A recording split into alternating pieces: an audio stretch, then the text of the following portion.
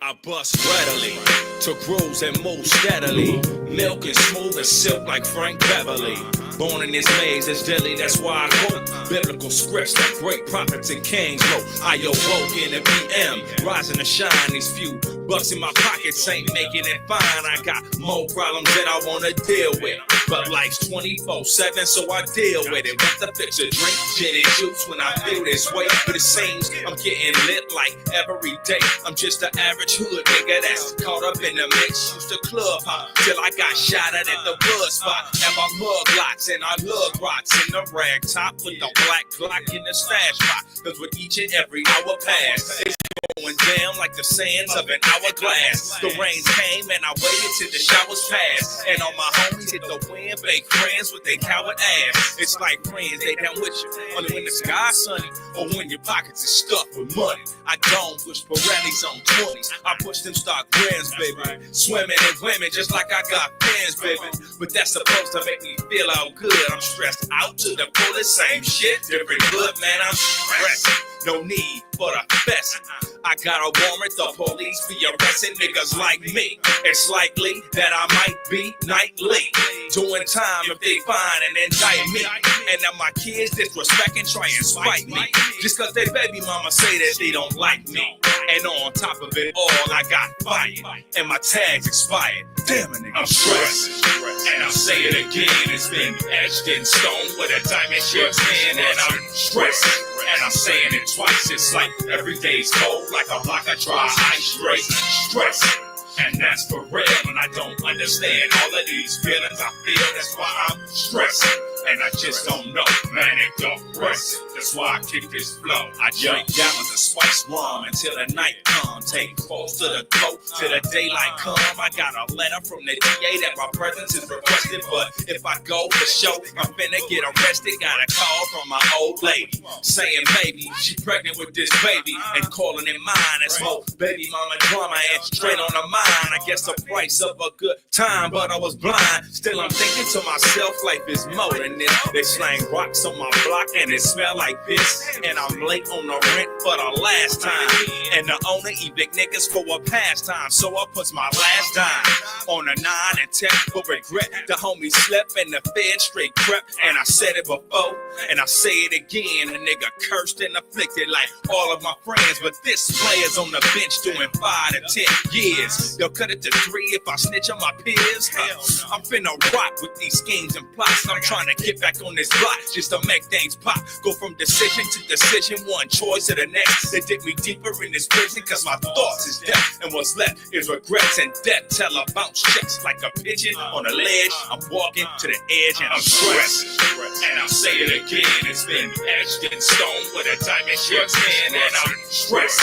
And I'm saying it twice, it's like every day's cold, like a block of dry ice, straight stress. And that's for real, and I don't understand all of these feelings I feel, that's why I'm stressed. And I just don't know, man, it don't rest. That's why I kick this flow, yeah. Every day, trials and tribulations, mind games and trickerations. It's a daily thing for niggas in the hood. Ain't nothing new, we've been going through this for years. Court dates, tickets, dope fiends on the block, rats, roaches, baby mama drama. You know what I'm saying? Police sweating. This is what we go through, but this is living. Like Marvin Gaye said, this ain't living. We got a way of life, laws, statutes, and commandments that we should adhere to. If we was to do that, none of these things would be in our path. Tickets, a court date, man, please, we got kingdoms to look forward to. Rulership and dominion, exaltation to the highest degree, dignity and nobility. Niggas don't know nothing about that, but this is what we trying to bring. Come on back to the Most High in Christ and let him school you. Turn you into some fourth dimension, angelic and spiritual. When you get there, you can bring the next man up to your level. You know what I'm saying? No need for stressing. We can. Word.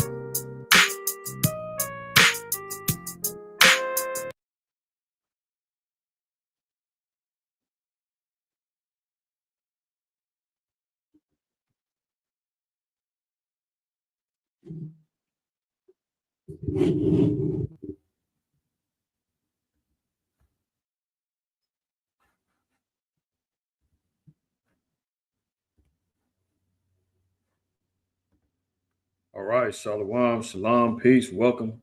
This is your brother Ahmath. I acquire person name IQ. It's all the same.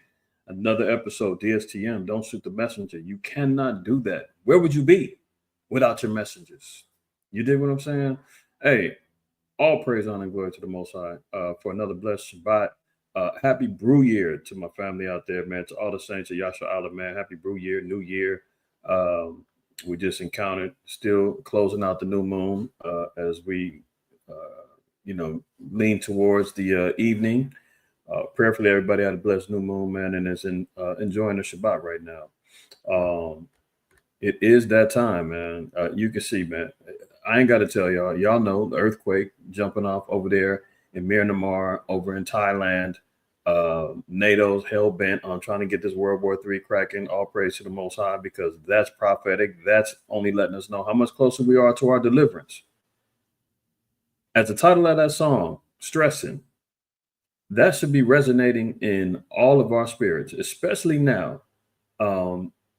If you're not feeling it and haven't been touched by the Most High or witnessed it or seeing it in other people's lives playing out, this is a time of judgment, trials, and tribulations. This is the time when the Most High is sifting and he's trying the reins of the righteous. And you're seeing how things are playing out within our community, within the world, so to speak. Stressing, that's what a lot of people are doing right now, be it economic, be it financial, be it through health, be it through family, be it through job, be it through just trying to maintain your faith when everything else around you is crumbling. But this is the time that we're in. This is the time that we're supposed to be rising up to the occasion, man. Just as the time of spring in the bib, we're supposed to be rising up. We're supposed to be budding in the spirit. And that's the goal. That's the goal. All right, let me salute the family in the house, man. My brother Karatazar in the house. Shalom to you, good eye. Who we got here? Uziel, Malachi. Shalom to you, brothers, man. Ashar. Shalom to you, my sister Hashemai. Shalom to you, sis. Shalak. What's good, my brother? Rosemary out there in London. Shalom to you, sis. The house of Beyonce called, man. There you go. All right. Koaf in the house. Shalom, shalom. My brother Jason May in the house. There he goes. All right. Raniyah in the house. Shalom. Hoshai in the house. Yerah. You like that? All praises. All praises. El in the house. I'm glad you wiped them feet. All praises. The elder in the house. Shalom to you, Rashaf. Hey, brother said it. I ain't got to say it. You already know. You already know. Okay, there go my sister Sharon out there in London. Shalom to you and the sisters out there, man. Prayerfully, all of y'all are well. Terry Jacobs in the house. Shalom. And anybody else is going to be joining this live, man. Shalom to all of y'all that's tuning in today. Very important information we got to get off today. Where should we begin? You know what? Give me 1 second. I do want to start here. I had to restart my computer. Hopefully, okay, good. All praises. I had to restart my computer. While I have your ear and while I have your attention, Terry Jacobs is out there in Arlington. All praises. Shout out to the Tejas.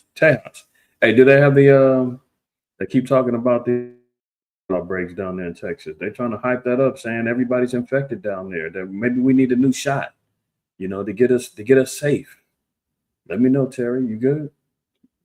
White man's playing games out there. While I have your attention, let me, first of all, speaking of stressing, right? I've personally been affected by that spirit. I'm sure many of y'all have been. But guess what? We need to lean on the Most High at all times. All times, right? Give me one scripture real quick. I don't know why my screen is not sharing.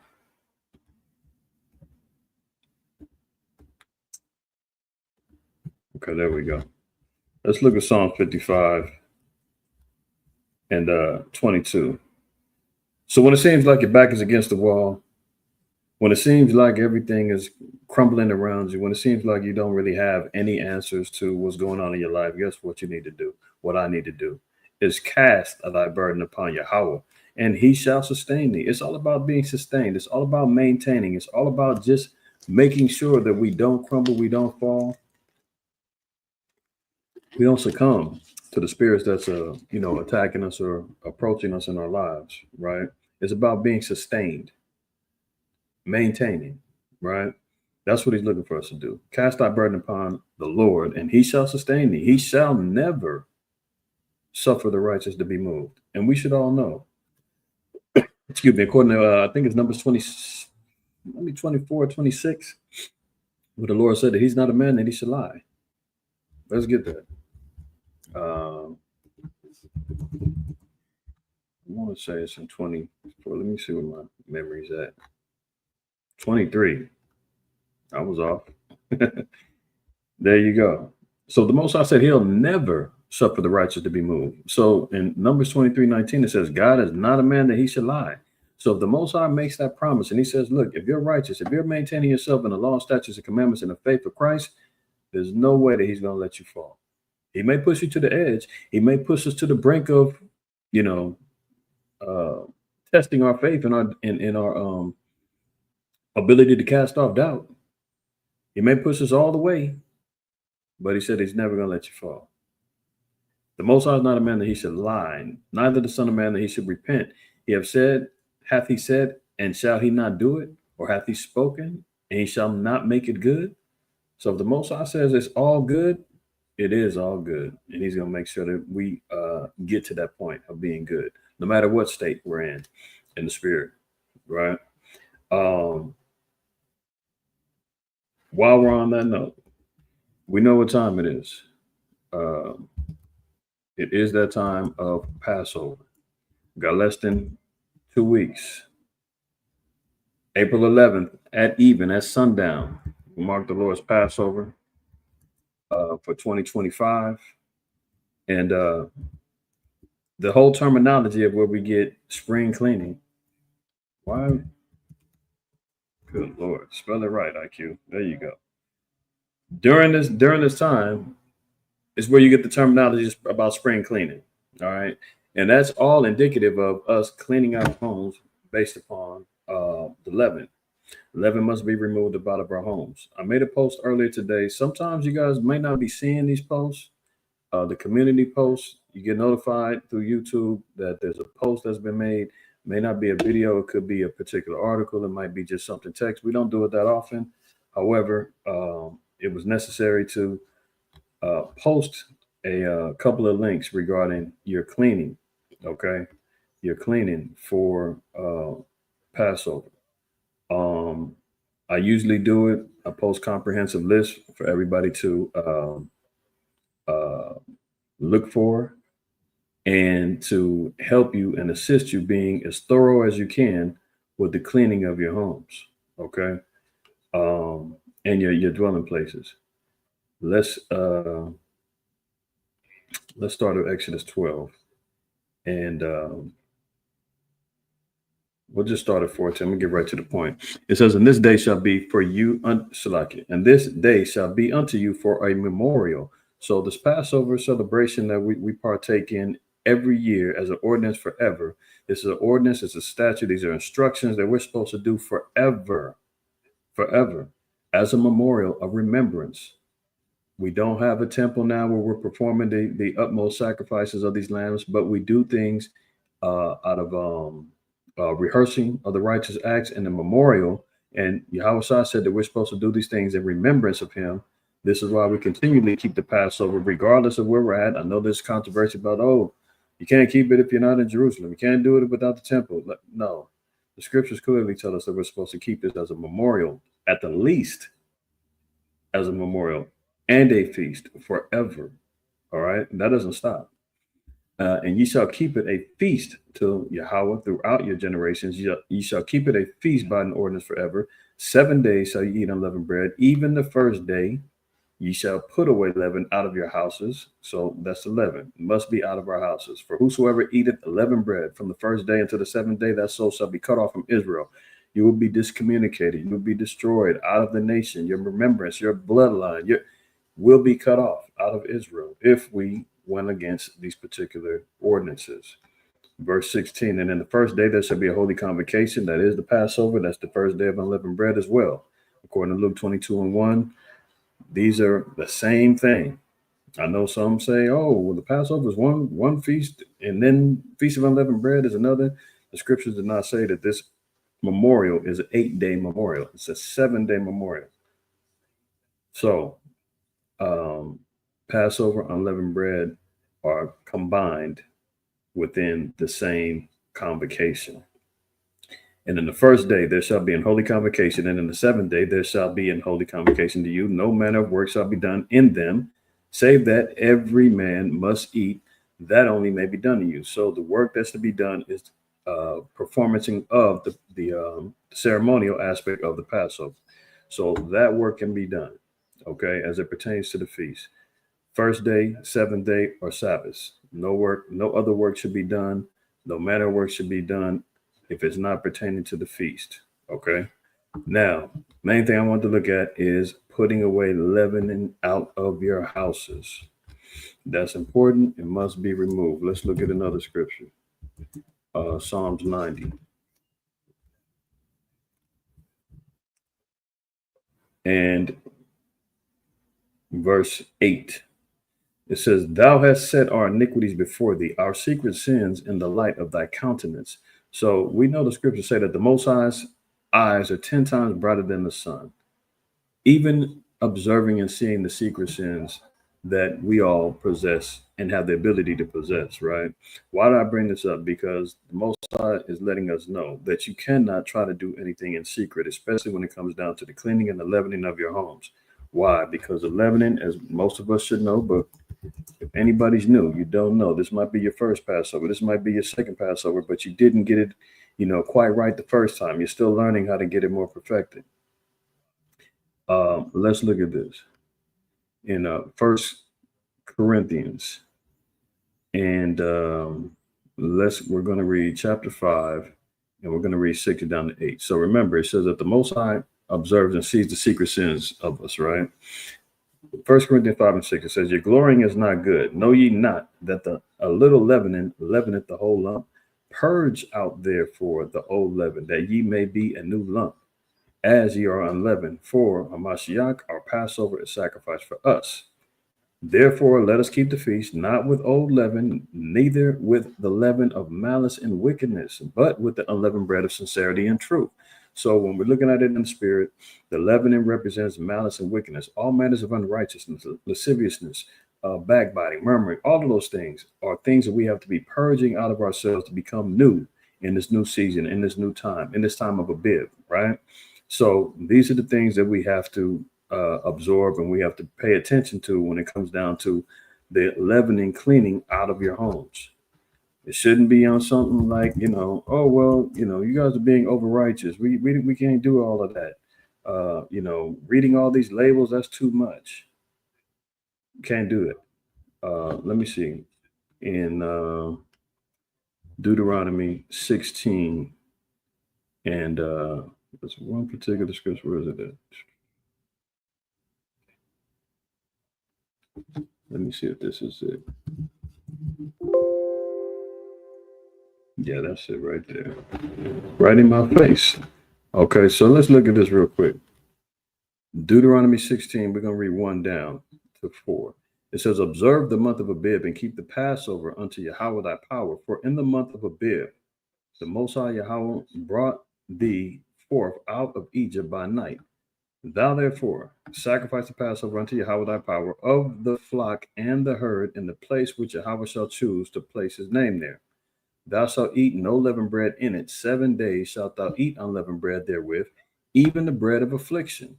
For thou camest forth out of the land of Egypt in haste, that thou mayest remember the day when thou camest forth out of the land of Egypt all the days of thy life." Now here's the key. Verse 4. "And there shall be no leavened bread seen with thee in all thy coast." 7 days. All thy coast, wherever we're at. The Lord said we should have those areas, those dwelling places, those particular um, um, regions or whatever, free from leaven. 7 days. There shall not, neither shall anything of the flesh which thou sacrificest the first day even remain all night until the evening. Yes, because we're supposed to burn any remaining lamb throughout that night into the morning. There's no leftovers. There's no, you know what, that lamb was good. I'm gonna make sure I'm having my plate tomorrow on day 2. No, that first night is the only time that lamb is supposed to be burnt, eaten, and anything that was not completely eaten needed to be burnt and destroyed. Don't let the kids throw it away. Don't let your wife leave it out on the kitchen counter and all of that, and she forgot to put it. No, you got to go throw that back on the grill, burn it overnight. Nothing should be remaining. All right. Now it says in all thy coast 7 days. So what does that mean? That means that we have to make sure that things are removed all throughout our homes. You cannot take stuff and store them in the garage. You can't take stuff and throw it in the trunk of your car because you just bought it and you forgot and you spent a lot of money on, whatever leavening products that you neglected to remove. That is on you. You need to throw it away. You need to get rid of it. You cannot give it to mama and say, here, hold this for 7 days. I'm going to come back and get my groceries later for you. You cannot do that. You can't suffer sin upon your neighbor. You can't give her that and say, Grandma, I got some groceries. I got some stuff I got to get out the house. Can you hold it for me until until the feast is over? You cannot do that at all. You have to get rid of it. This is why you got to start early. Even 2 weeks sometimes isn't enough because things are hidden. We may not know. Let's look at this in Joshua 7. We're going to read verse 18 down. It says, and he brought his household man by man. Achan, the son of Carmi, the son of Zabdi, the son of Zerah, of the tribe of Judah was taken. And Joshua said unto Achan, my son, give, I pray thee, glory to the Most High, power of Israel, and make confession unto him, and tell me now what thou hast done. Hide it not from me. So Israel was at war, and Israel was getting their butts handed to them. And Joshua and the men of war were trying to figure out, why won't the Most High get our back? How come he won't fight for us? And it was told to him that there was sin in the camp. And now Joshua is out doing the inquisition with all the men, and he's trying to find out in all the households, and he's trying to find out who, where, what, and why could there have been sin within the camp. So he's doing an investigation. He comes up on his brother Achan, and he says, now, Achan, come clean, man. I need a confession. Tell me what you did and don't hide it from me. And what did Achan say? And Achan answered Joshua and said, indeed, I have sinned against Yahweh, power of Israel, and thus have I done. When I saw among the spoils a goodly Babylonian garment, because guess what? When we were at war, the Most High said, take no spoils of war. Take nothing. Don't take the women. Don't take no clothes, no money, no nothing. Don't take the animals. Destroy everything. Achan said, hey, this is a nice little garment. I don't want this to go to waste. What? This household I just ramshacked, they had 200 shekels of silver. You want to let that go? A wedge of gold? 50 shekels? What? Get rid of this? This is good stuff. Nobody's going to know. Let me go ahead and snatch this and take this home and hide it.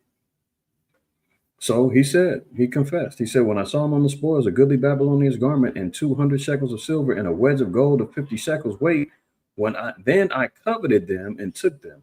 And behold, they are hid in the earth in the midst of my tent, and the silver under it. So Joshua sent messengers, and they ran into the tent, and behold, it was hid in his tent, and the silver under it. Do you see that? So Achan was here hiding things that were forbidden for him to have. And guess what? It ended up costing hundreds and hundreds of Israelite lives because he didn't follow along the protocols and the laws in regards to warfare. And his covetousness and his desire to want to hide and have secret sins and keep things, amongst his family got him and his whole family killed. That was the judgment. His whole family got put to death. I'm not going to read the rest. Y'all can read the whole story if you haven't read that history. But this is why the Most High says, make sure you're going through everything. Don't try to hide some stuff. Don't try to hold on, because sometimes, some Israelites, man, they be saying we go too hard. Oh man, them brothers, MOTZ, man, them elders, them brothers, in our former congregation, the True Nation, and other, others who have learned from us. Oh, that's too much. You guys are doing too much. Is it that serious? Yes, it is. It is that serious. If you have the knowledge to be able to make sure that you're maintaining and keeping your dwelling places, leaven free. Why not do the due diligence? All right. Because here in Judith, in the 5th chapter, I'm going to just get right to the point.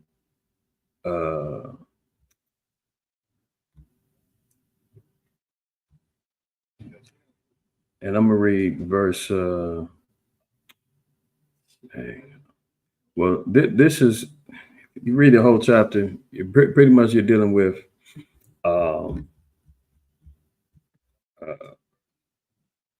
Holofernes, which is the king of the Assyrians, and he's going to war with the children of Israel. He's trying to get intelligence regarding how can he conquer the children of Israel. Now he's got an Ammonite and his captain, and the captain holds within his army, and Achior, his name is Achior, which you see down here in verse 5. This Ammonite knew all the history about the children of Israel. Look at it. He said, this are the people that are the descendants of the Chaldeans, speaking about Abraham coming from Ur of Chaldees. So he knew about Abraham, Isaac, Jacob, knew about the covenant, knew about the Most High, the laws. He knew about our exodus from Egypt, knew about everything. So he's given all of the dirt regarding our people to Holofernes, right? But here's the main thing. The key to destroying and the key to getting over on the children of Israel was this. Judith chapter 5, verse 17. And whilst they sinned not before their power, they prospered, because the Most High that hated iniquity was with them. So he says, as long as they did not sin, they were always prosper, because their God hates iniquity. Verse 18. But when they departed from the way which he appointed them, they were destroyed in many battles, very sore, and were led captives into a land that was not theirs. And the temple of their power was cast to the ground, and their cities were taken by the enemies. But now they are returned to their power and are come up from the places where they are scattered, and have possessed Jerusalem, where the sanctuary is, and are seated in the hill country, for it was desolate. So Achior was letting them know. He said, look, if they're sinning against their power, you got a great chance to destroy them and overcome them. But if they're in any sin and there any iniquity within them, if they're following the law, statutes, and commandments, I should say, there's no overthrowing them. Their power is going to fight to the death for them, and we don't stand a chance. We'll be history just like the Egyptians and the other nations that try to rise up against them. But if they're in sin, you definitely can overthrow them. They've been destroyed in many battles. They always get put in bondage and captivity. They got a propensity for being naughty and being wicked. But he said, but right now they're returned to their power. So you might want to fall back and leave them alone. So with that being understood, and you notice that this was coming from Achior, another nation, the Ammonite. He knew about the history about the children of Israel. Don't you think these other nations know about it? You know, why did the Korean man, as soon as he gets off the fish boat, he comes right over here, gets a loan, sets up shop in our neighborhoods. He's selling hair, he's selling nails, he's selling hair products to us. He's selling us the liquor that we want. He's selling us Black & Milds and Newport cigarettes. And how do they know this all the way in South Korea? What a Negro in the south side of Chicago and on the east side of Watts and in the boroughs of Brooklyn and in Memphis, how did they know? How did the Arabs come over here and know exactly what we want and what we like to profiteer off of us? They get in there, they're selling you fake gold. They know exactly how to get our people enticed and to take advantage of us. So the nations have always known the knowledge of us, what it is that we, how to take advantage of us because of our ignorances. And isn't that they're not going to tell us. That's why we're all searching for the truth. That's why we're coming into the knowledge of who we are. This is why it's our job to wake our people up. You can't expect the heathen to do it. They're going to take advantage. And because they know that if they continue and keep us in sin, they will do so. So when it comes down to sneaking unclean products into the foods, sneaking in leavening agents and changing the names so that we don't know, if you're just looking for a yeast and you figure, oh, that's it. As long as it's not yeast, I'm going to take everything. No. You're dealing with the devil. Cannot do that. It's not that easy for him. So if you go, and this is why they know, if they can keep you in sin, this is how they're going to take care of us. So you know that he's going to be crafty. You know that he's going to Look, the scriptures say that we're dealing with the devil who deceiveth the whole world, according to Revelations chapter 12. His job is to deceive. His job is to move in deception, trickery, right? So here's a list, right? So if you're going through your list, it's just a comprehensive list. When you're checking in your kitchen, things you might want to look for. Read all your labels carefully. Make sure you're getting all the crumbs. Vacuum them car seats. Vacuum the your couches. You got a toaster. Make sure you clean out your toaster. Clean out your microwave. Pull out the the oven. Make sure you sweeping and mopping behind there. These are all things that you got to make sure that you're doing. A lot of times, our people kind of take it for granted. You don't even think about these things, and you're just like, "Hey, let me just make sure I get rid of the bread and the cookies and the crackers, and we should be good." These are hidden things that we don't consider and we don't diligently look for. All right, so utilize this list. When you're going through your dining room, look at this. Look, go through your checklist, and it could be fun. You got kids, it could be fun. You give them the checklist. Make sure they're going through it. Come back, compare notes. Did you check off everything? Your kids, when they clean their rooms, you double back, you go in there, make sure they got everything done. These are all things you got to look for. Look, even the baby walker, the playpen, kids be hiding their own little snacks and stuff. No, can't do it. You got to be thorough. All right. So these are just some of the ingredients that are labeled, which are not labeled yeast, but they could be different names. Baking powder, baking soda, monocalcium phosphate, calcium carbonate, aluminum bicarbonate. Okay. All the vinegars. Yes, all the vinegars. Now, if you're looking, at, let's say, vinegar by and in itself, there's a chance that it may not have leavening, but, the scriptures say to abstain from all appearances of evil. Depending on the fruit source in which it's goes through its fermentation process. A lot of times, yeast spores develop within the vinegars. Especially, it is an agent that can replace a leavening agent, such as baking powder or flour or what have you, right? So if it is used to combine and can create a leavening, that's why you stay away from those things too. So you would look at all your condiments, salad dressings, all of that stuff. Anything that's got vinegar in it, you got to get rid of it. Like if you look at Matthew 19, I believe it's Matthew 19, it said that the Romans tried to give Yahweh Shai vinegar on his crucifixion, and he refused to drink it.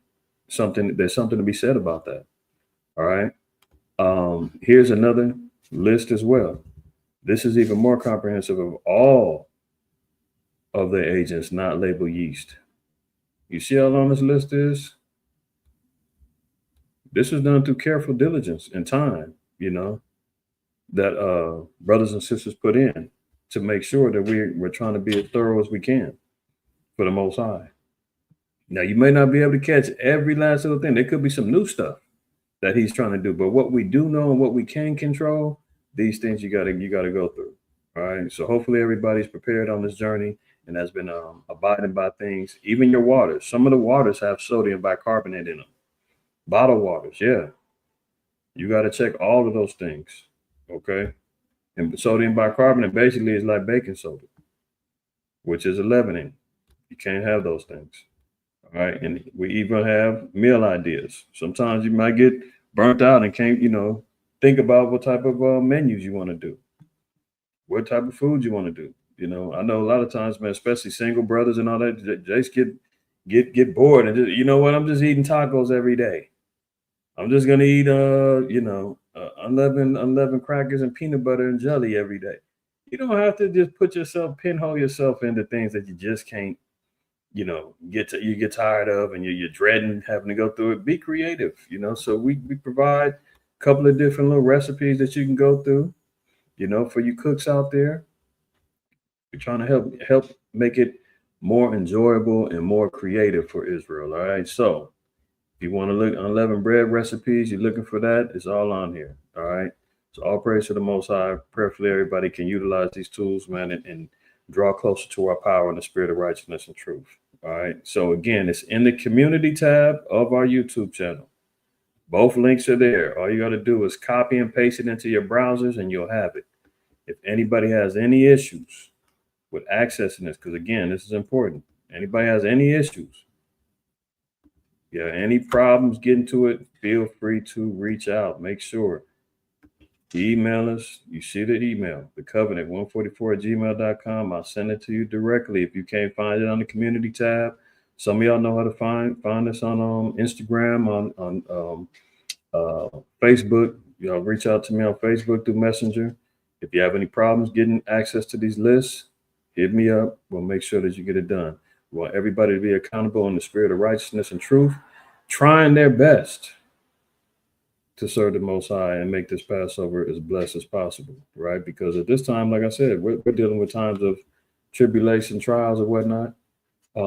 And we want the Most High to fight for us during these times. So the only way we can do it is you got to pay it forward. Pay it forward by doing your, see, here goes one of these lazy Negroes right here. The other guys, all you know is men of Israel, just stay safe. Rice, tacos, and that's it. Yeah, God. There you go. So, it ain't got to be that boring of a menu, man. Everybody can, get creative with it. You feel me? So it's not, remember, the Most High said that his commandments aren't grievous, right? Sometimes our people get caught up and be dreading. Oh, man, I can't believe this. I don't want to have to go through all this, man. Passover's coming, stressing. I got to actually clean up. Oh, is it that bad? That you got to clean up? Oh, you got to start reading labels. Oh, well, guess what? That's what it's about. Because even when it comes down to maintaining and keeping these dietary laws, that's exactly what it's about. Making sure that you're not defiling yourself, and you got to go through reading them labels to make sure that you're not eating anything. This is what the Passover keeps us in, due diligence and making sure that we're staying on point. So don't make it harder than it is. We should all be praising the Most High that He's giving us opportunity to be able to do that.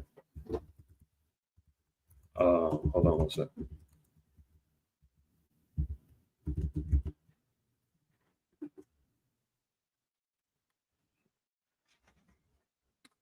Am I sharing? Oh, my bad. I was sharing.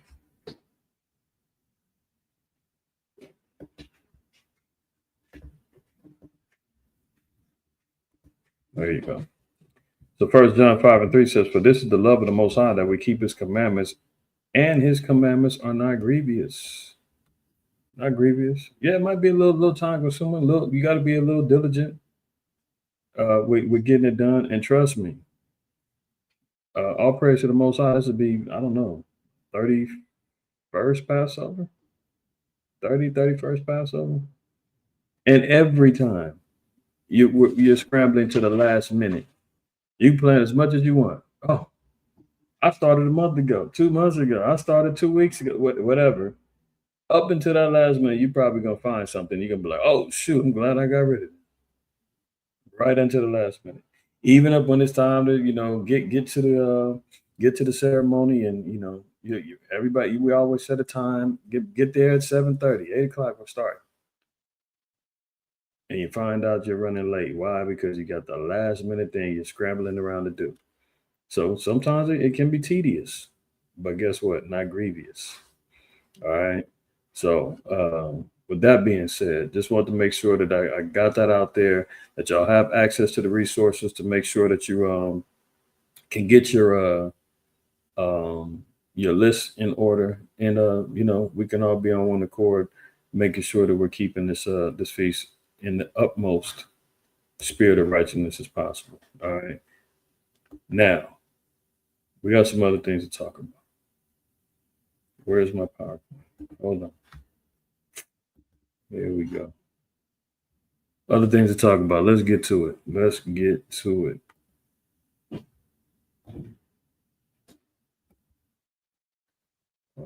see.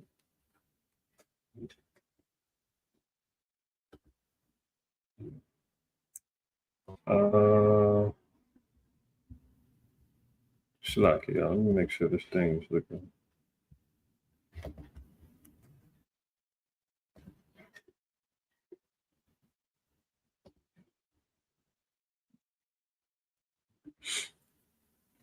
All right.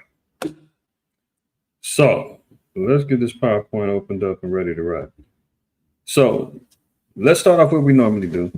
You know, we got to figure out, man, how much closer are we towards really engaging in the news and everybody acknowledging that we're in World War III. We're in World War III already by proxy, right? Been saying that for years now. Uh, it's it's how much closer we are until it's really just like completely announced. People are only going to acknowledge World War III unless nukes are flying. That's going to be the end all be all. But there's going to be engagements that happen within the nations way before that. Okay, so um, part of the headline was that NATO is hell bent on getting into war with Russia. So regardless, you know, like we've been saying, regardless of how much um, Agent Orange, aka Donald Trump, is talking about how he wants to get peace deals going. You notice that that talk was kind of quieted down, especially after they got busted sharing war plan secrets with a Washington Post. I believe it was a Washington Post reporter that spilled the beans. You know, and they was over there clowning, talking about Europe, talking about them preparing war plans. So America is in the midst of planning for war, double speaking, talking about how much they want peace. So Germany, look, Germany is unlocking billions to supercharge its military at a seismic moment for Europe. So Germany now has gotten up off of being the lapdog of being the one who's always being blamed for the how much it cost. Remember that in World War II, the how much it cost? We're not going to, proclaim it to be anything more than that, you know. But they've been docile since then, constantly being whipped. They can't speak about war. They couldn't speak about anything engaging in war for years. Disabled all of their nuclear assets and everything else. Now they're coming back to help the EU and NATO in this upcoming war. I mean, last week, what we talked about, they were in what country was that? It wasn't was it the UK? Not the UK. I think it was France. One of those countries in the EU. They were telling them. No, it was France. Remember, they gave them a 21-page book about preparedness and making sure they got 72 days of food and water and preparing for an invasion and war. I mean, they're over there telling their people, get ready. What are our people over here doing? You know, our people over here is completely dumb, deaf, and blind. Not even thinking about what's coming down the pipeline. They're too busy coming off of spring break. They're too busy coming off a high. Too busy chasing pills and lean and skirts and chasing wallets. You know. So look at this. It says, "Do you think you can trust Putin?" German Brigadier General Ralph Hammerstein asked with a wiry smile. It's a rhetorical question to which most of Europe would give the same answer: no. As the Trump administration continues to pursue a deal to end the war in Ukraine, one that may end up being more favorable to Moscow than Kiev, Europeans for the first time in decades are focusing on their own military might. So here they are trying to spoil any quote unquote plans for peace. NATO was completely against it. NATO wants the war. They want World War III to jump off. They want to be able to collapse and get at Russia. Why? Look, if they can conquer Russia, do y'all know that Russia has the most natural resources in the world?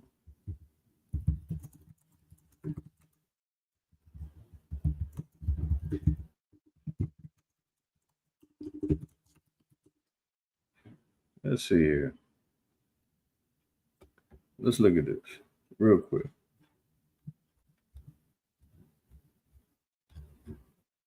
Number one, you see this?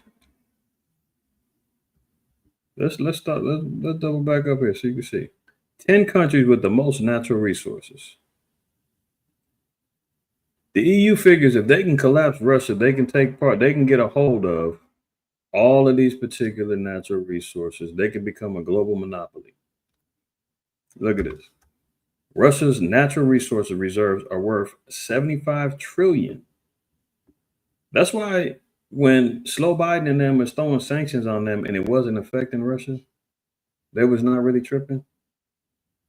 They've got reserves and natural resources that value of $75 trillion. That's double the debt that America owes. America is in $36 trillion of debt. They've got resources that could pay that off twice over. What do they have? Coal, oil, natural gas, gold, timber, and rare earth minerals. You see why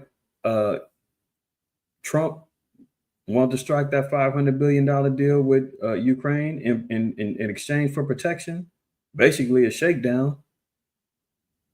Isn't that extortion? Basically, hey, look, we'll protect you if you pay me this. That's extortion, is it not? Remember, he said, we want those natural resources over there, $500 billion worth, and we'll protect you. And Zelensky was like, where do I sign? And then they had to go over there and meet at the White House, and everything blew up in their face when they got into the fight house, the little yapping match, barking at each other like two chihuahuas. But look at these particular resources, man. Coal, this is where you're going to get your energy from. Oil, gas, gold, timber, rare earth minerals. This is why they're saying, hey, if we can collapse them, we get all of this. The world is ours. Russia holds the world's largest proved natural gas reserves at 1.32 quadrillion cubic feet, accounting to nearly 20% of the global total as of 2020. So this is why Russia has these contracts. They're giving and contracting out power to Europe, various countries in Europe, right? Russia also has the second largest gold reserves, 6,800 tons or more than 13% of the global total as of 2023. So they're heavy on the gold. If anybody knows, gold right now is at its all-time high. I think yesterday or earlier today, it might have got to $3,100 an ounce. Never seen before. And they're over there stockpiling it. So is China. Countries all around the world is trying to get a hold of gold. And meanwhile, these are all the countries that are establishing the BRICS economy to break away from the dollar to collapse America.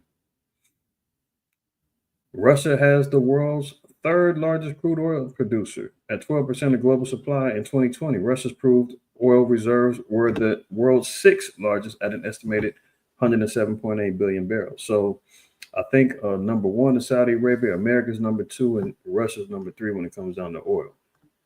So, and look who's number two, right? This is why there's always conflict between number one and number two.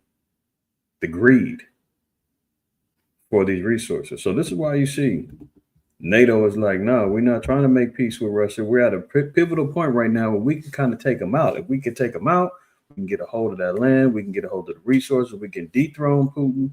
We can get him up out of there. We can throw in a puppet government and have control of all of this. Right?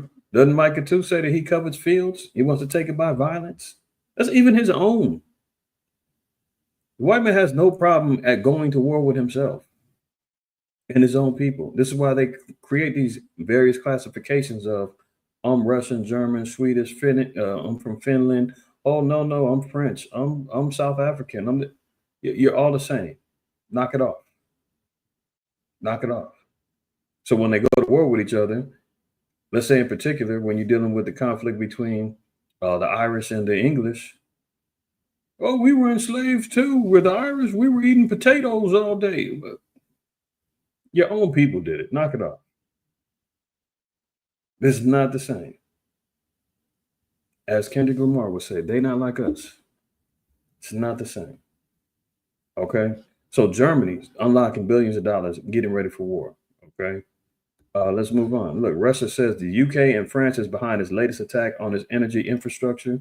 So if memory serves me correctly, there's supposed to be a 30-day ceasefire on energy and other infrastructures between Russia and Ukraine. Guess what? Russia gets hit with an energy infrastructure bombing. They're saying we know it wasn't Ukraine, but our intelligence says the UK and France did it. That would be considered an act of war, if you ask me. What are we holding on to? Look at it. There's been another reported attack on the Sudsa pipeline infrastructure in Russia's Kerch region on Friday. Foreign Ministry spokeswoman Maria Zarkova conveyed to journalists a Russian military assessment saying a metering facility was, quote, de facto destroyed in a Ukrainian HIMARS attack. But unlike some of the prior Ukrainian attacks on the area, the Kremlin is directly blaming the West, going too far as to say that the orders for the new strike came directly from European capitals. We have reason to believe that the targeting and navigation were facilitated through French satellites and British specialists. Input target coordinates and launched the missiles, Zarkova said. So what they're saying is that Ukraine launched the missiles. However, they used French and British satellites and British specialists to get the coordinates to do it. So they're working in cahoots with NATO already. This is why we know that this war is getting ready to get really cracking pretty soon. All right, let's continue. Houthi rebels launched missiles at a U.S. aircraft carrier and Israeli airport in a huge blitz. So the Houthis are firing back. Remember last week, or was it 2 weeks ago?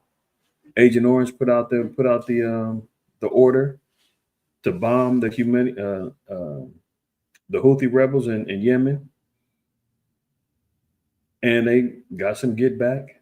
So the spirit and the essences of war is going on continually. This is for years now, and it's not like, back when you had Afghanistan. Our people, we forgot all about that. We was at war in Afghanistan since 2001. You're talking about 20 years that war was going on because it got so routine. It was like, is there still a war going on over there? Nobody was even thinking about it. Back in 2001, when the towers got collapsed and all that, everybody was hyped up. Not everybody. Well, we was. You know what? I was in the true Israelites. We was hyped up because we was like, hey, this might be it. This might be World War III. It's about to go down. And but the average so-called Black and Hispanic was running around here with damn American flags and wrapping themselves up and being fake patriots, talking about they want to destroy our way of life, and we got to defend ourselves, and you're either with us or you're with the terrorists, quoting George Bush, and running around acting like as if they were people were going to enlist to be a part of the war because they wanted to go defend their country and be the next Rambo. And guess what? As the years went on, people started seeing and realizing, oh, there's no weapons of mass destruction. Oh, we got lied to. What? Hey, we need to get out of there. What are we fighting for? This is wrong. This isn't right. And then people go against it, and next thing you know, people just forget about it. This is completely different. We're not talking about isolated wars. Nobody's really tripping off of the multiple wars that's been going on in Africa for years. Nobody's tripping off of the wars and the civil wars that's been going on in let's say Syria over the years. Nobody was tripping about the little civil wars that was going on between Ukraine and Russia since 2016. This ain't the first time they got into it. Nobody was really caring about that. But now America's at the forefront. NATO is at the forefront. Multiple nations are involved in talking this war talk, talking this nuke talk. This is a completely different spirit that's jumping off. And we know this is all coming from the spirit of the Most High. The Most High acknowledges it in Joel 3. We've read this before, but this is why it's different. This is why we got to be in our discern mode, because this is the time what the Most High said, proclaim thee this in Joel 3:9. Proclaim ye this among the Gentiles. Prepare war, wake up the mighty men, let all the men of war draw near. So this is why we're seeing all of these nations, especially these Gentile nations, the heathens, are preparing for war. He said, let them draw near, let them come up. Beat your plowshares into swords and your pruning hooks into spears. Let the weak say I'm strong. So what are they doing? Forgetting about their laborious activities that they were doing every day, forgetting about the normal governmental and democracies that they're running in and doing. No, now it's get prepared for war. All the armaments, the billions of dollars are being spent. Last week, I covered an article where they said that NATO and the EU were saying that they had to prepare to be without America's help within the next 5 to 10 years. So they're pulling together their resources and their money to develop defense spending and getting prepared for war. This is that time.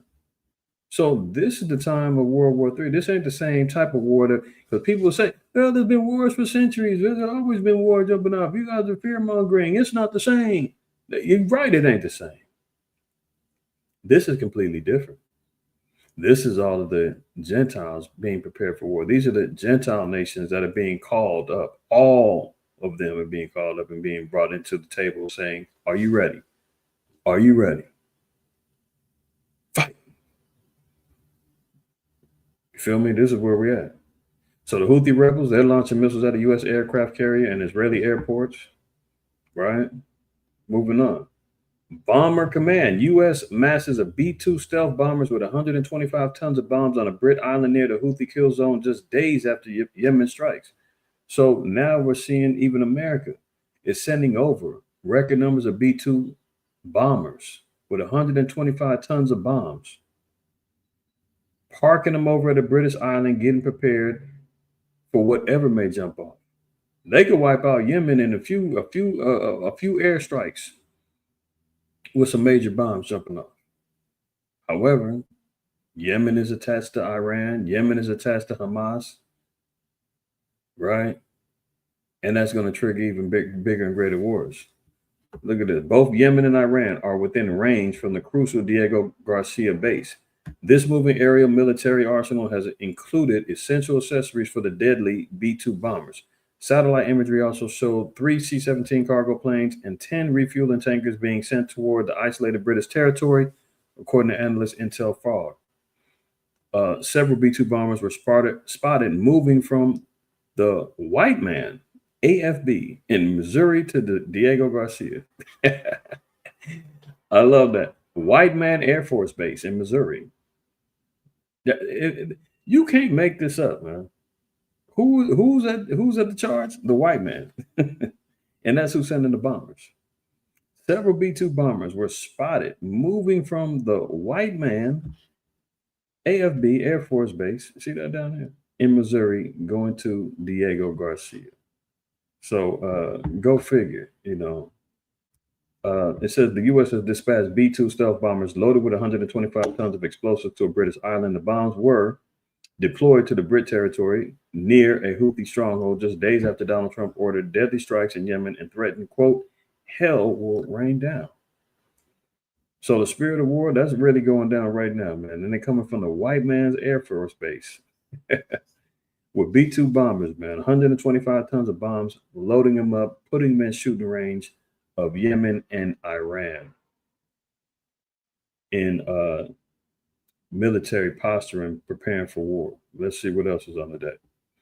U.S. and Iran, five signs of looming conflict. The growing tensions between the United States and Iran have sparked fears of a potential military conflict. Signs indicate that both nations are preparing for a major confrontation with military buildup, strikes, economic sanctions, shows of military force, and diplomatic breakdowns. So, remember, I've been saying this is the one nation that Donald Trump can't tame, he can't control. Iran is not with it. So there's no negotiating, there's no deal, there's no sanctions that they can do. The sanctions that they did put on there, you seen last week, China and Russia came to their defense and said, look, we reject these sanctions. You need to get up off of Iran, let them get back to their nuclear research and power, and let them be as the rest of us. So, you know, as we read last week in Ezekiel 38, that Russia's going to be a guard under Iran, or as the scriptures call them, Persia. It's all happening. It's all here. 5 signs. There's a looming conflict coming towards you between U.S. and Iran. Let's look at them. Number 1 is a military buildup. The U.S. has significantly increased its military presence in both the Persian Gulf and the Indian Ocean. We just seen it with the B-2 bombers they're setting up over there, right? U.S.-Israeli operations and Iranian proxies. The U.S. and Israel have both escalated their military operations in the region. In Gaza, Israel's ongoing airstrikes on Hamas targets have drawn broader regional involvement with Iran's support for militant groups, adding a layer of complexity to the conflict. So the fact that Iran has gotten involved by proxy, by funding Hamas and sending over their own weapons and troops and all of that to help with this with the Israel and Hamas and battle, that's drawing them closer. Sanctions and maximum pressure. Economic sanctions have played a pivotal role in the U.S.-Iran standoff. So we've seen, again, Russia and China coming to Iran's defense saying that they shouldn't have nuclear restrictions, lay up off of them or else, in so many words. Demonstrations of military might, letters of diplomatic deadlines. I mean, they're putting deadlines on diplomacy and agreements and sanctions and truces and all of this other stuff. So there's a number of different reasons why you can see that warfare between America and Iran is inching closer and closer, right? But we got more to talk about. Let's continue. Look, Britain and France are sending military teams to Ukraine to, quote, deter Putin. So there you have it. And they're calling them peacekeepers. That Britain and France are sending military over there. So that's already letting you know NATO. Now, I did see that. Now, this was as of, I believe this was Thursday. And I did see an article, I think it was yesterday or earlier today, that they said that they were second thinking about going forward with this, that they might back off a little bit and not, send these troops over there. But if they do, and if they go, forward with it, that's it right there, man. That's World War III off the rip. NATO is directly going to be involved. They ain't gonna say, well, we're just using intelligence. Oh, we're just giving them the satellite feeds, and no, you got troops on the ground, calling them peacekeepers. Russia's already said, man, if you get over here and involve yourself in this business, I'm taking it as an act of war and it's lit for any European country that wants to come over here. That's what Russia's response has been. So British and French military teams will be deployed to Ukraine in, quote, coming days. Emmanuel Macron has confirmed the delegation from the Ukraine and France will be sent to work with Ukrainian armed forces as part of a reassurance force, even if the idea is not backed by all European allies. So this particular article said they're going forward regardless if they got all the support of their European counterparts. But I seen an article today, I believe on Newsweek, that said that France's European allies are scaling back on this idea. So I'm not sure if they're going to push forward with it, but it said in the coming days. So we'll know by probably next week, most I willing. They got some troops over there, man, and it's going up again, and it's going to escalate even more. So let's continue. Russia threatens Britain and France with a bloodbath, warning as Ukraine support talk kicks off in Paris. So this again was Putin's response. Oh, you coming over here, Britain, France? You want to join in on this? Okay. You can get part of this bloodbath too. So that's a declaration of war for NATO and Russia. And the problem with that is that there's a bit of a splintering going on between NATO because some of the European allies are like, hold on, we're not ready to go do this shit. But you got some war-hungry, vampire fang having Edomites over there, man. It's like, no, we want blood. Governments over 30 nations and entities are represented at the Coalition of the Willing, so-called, talks in Paris on Thursday called to discuss sustaining military and economic support for Ukraine. Also on the table is a suggestion of security guarantees for Ukraine, and even, as frequently discussed by the United Kingdom and France, the possibility of European peacekeepers in Ukraine to monitor any agreement achieved by the Trump talks. The purpose of this is to, quote, deter in order to send that message to Putin that this is a deal that is going to be defended. Britain Starmer said today, they over there woofing big stuff to each other. And Zelensky was even quoted saying that Putin's going to get put to death soon. So there you have it. Let's continue. Y'all seen this? If you haven't, I don't know what rock you've been under. You might be under the rock with the rest of the lady boys and all of them over there in Thailand and Myanmar, but let me bring you up to speed. This morning, a massive earthquake causing chaos across Southeast Asia, measuring a powerful 7.7 and a 6.4 aftershock, striking Myanmar and triggering a state of emergency. Its impact felt in cities that. across They the look at each region other. as far Godzilla, away as Godzilla, Bangkok, Godzilla. Thailand. 6.4 aftershock, striking I Myanmar know, and I know. Y'all triggering probably a saying, state he of ain't right. Why emergency. you laughing It's at them? a powerful 7. Hey, you know why? Because guess what? You read in Judges, Moab had us in bondage. Read in Judges, Ammon had us in bondage. You know. Now, don't get me wrong. There's some Israelites over there in Thailand. I bet you all them expats is moving over there, man, trying to find them a little Taiwanese female and going over there getting their sex changes and everything else. You know that Thailand is one of the more liberal countries when it comes down to LGBTQ plus HIV movements.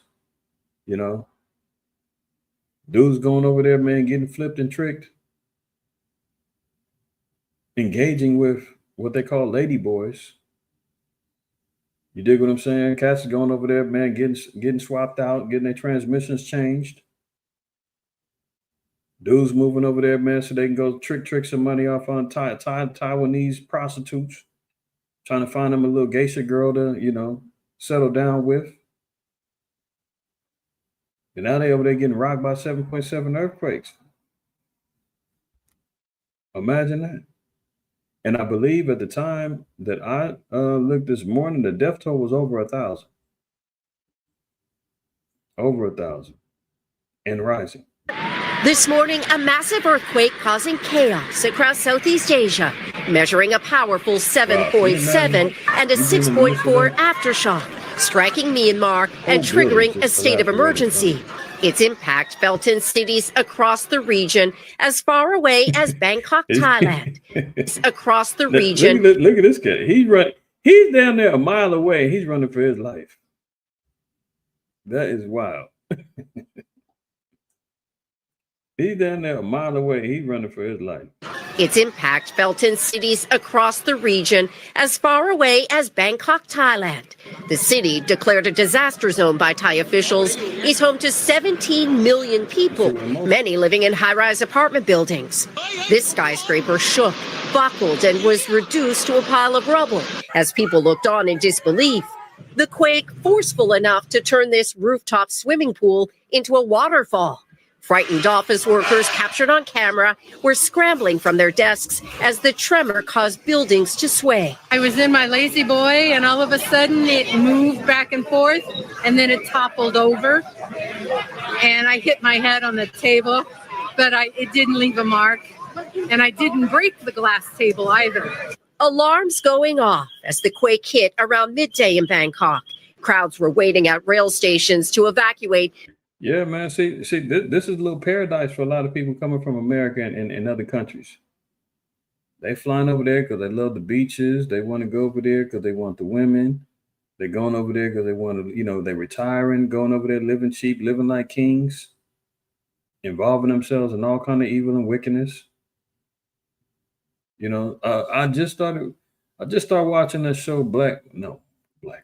White Lotus. I don't know if anybody's seen that on Max, right? And ironically, the last episode, I just started watching it maybe about over the last month or so. In season 3, I don't want to spoil it for anybody, but ironically, season 3, White Lotus is like a luxury spa hotel or whatever the case may be. And each season highlights the lives of particular guests. And the last season, or the season right now, they're in Thailand. And there's one scene, man, and it's kind of it gets kind of wild, man. Some scenes I gotta fast forward. But there's this one scene, man, that Edomite is chopping it up with his buddy, and he's talking about when he moved over there, man, how this dude is trying to find himself sexually, and he's, I don't want to get too graphic, but he starts getting engaged with the lady boys. The lady boys start, flipping the script on him, and he likes that, and now he's paying dues to wild stuff going on over there in Thailand, man. One of the guests, the daughter, she wants to become a Buddhist, so she wants to engage in, idolatry and all of the false philosophical context of that religion. you know, and that's what's going on over there. Praising of Buddha, all kind of sexual immorality, transmissions running wild in the streets, dudes running over there, man, spending and tricking their money off. So Jason said he's seen it. Okay, so there you go. If you haven't seen it, it's a good show overall. But you know, it does have its graphic moments.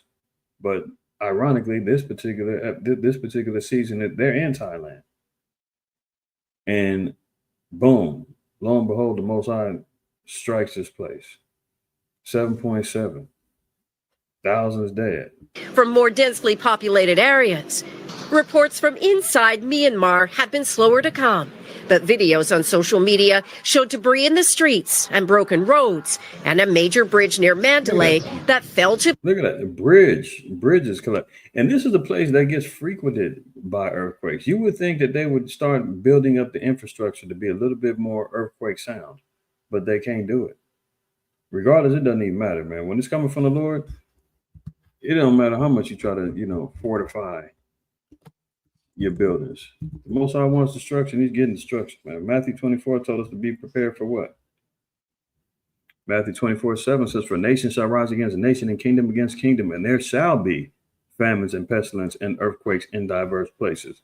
So there's no question that earthquakes is going to be the times of the end. These are signs that we got to pay attention for. Look at verse 3. "And as he sat upon the Mount of Olives, the disciples came unto him privately, saying, Tell us, when shall these things be, and what shall be the sign of thy coming and the end of the world?" So what should we be looking for? He said famine, pestilence, earthquakes, all them things are going to be jumping off. Revelation 16. And let's look at 18. And we're going to read verse 17 to 18. It says, "And the seventh angel poured out his vial into the air, and there came a great voice out of the temple of heaven from the throne, saying, It is done. And there were voices and thunders and lightnings, and there was a great earthquake, such as was not since men were upon the earth. So mighty an earthquake and so great." Let's put this into perspective. We just got through seeing, you know, we seen live footage of the destruction of a 7.7. Buildings collapsing, thousands dead, right?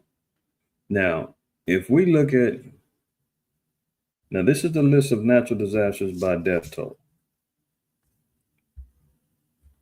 And do you know that earthquake, because, you know, sometimes people be tripping about the death toll numbers, or the thinking that an earthquake, and I was looking for this particular article and I couldn't find it immediately. So I just pulled this up right here. But I remember there was an earthquake, I want to say it was in Pakistan, or it could have been Turkey, where it was over 200,000 people got put to death. And that was in early 2000s. I didn't see it on here on this list, but you can see. Look at it. 1139 Ganja earthquake in present day Azerbaijan. That happened in September 30, 1139. 230,000 people. China had an earthquake in 1920. 273,000 people got put to death. Now, did y'all know the earthquake in 2010 in Haiti killed an estimated between 100 and 300,000 people? Look right here. Haiti. Many of y'all was around and seen and witnessed that. Now imagine the Most High said this earthquake is going to happen according to Revelation 16. It says it's going to be like one that ain't never hit before. That is fearful, man. When you got one earthquake, and the earthquake only takes a matter of seconds to minutes, coupled with aftershocks. For most of y'all, for some of y'all that don't live in California, whatever, or earthquake habitable zones, y'all don't know what them earthquakes be feeling like. But when they hit, and it feels like forever, but it might only be going on for maybe about 30 seconds. And within them 30 seconds, you might get a lot of damage. 100,000 up to 316,000. They don't know. Anywhere between 100 to 300,000 people died in that earthquake in Haiti. So imagine the one that the Most High sends to really start settling the score with the earth and its inhabitants. It's going to be wild. Brother said he gets tremors every day in Seattle. Yeah, they talking about the earth. I mean the volcanoes, the ring of fire, all the activity that's going on. Man, the earth is upset, man. Let alone, I mean, really, it's the wrath of the Lord. The Lord said these things, but at the end all be all, he's utilizing the earth as a weapon. Here you go right here. Look, 2008, same place, Myanmar. They had a cyclone. 138,000 people got put to death. Indonesia earthquake. Same regional areas, right? They getting hit up, man. Most High is not playing. So we're talking about a time of judgment sifting. We're seeing the Most High putting out and making examples of nations and peoples. This is what it's looking like. Okay. So it's all from the Lord. So we're going to monitor and see what that death toll is looking like as we continue on. Now, look at this. Shout out to my brother Naquab. Because while everybody was focusing on Marvin Sapp, and we're going to look at his little greedy behind too in a minute. But I wanted to go off script because everybody's flaming Marvin Sapp. So, I'm just going to add a little bit of spice to my, to my recipe for his little fat greedy ass. But look at this. Pastor's gone wild. Megachurch pastor caught on camera breaking into a woman's home.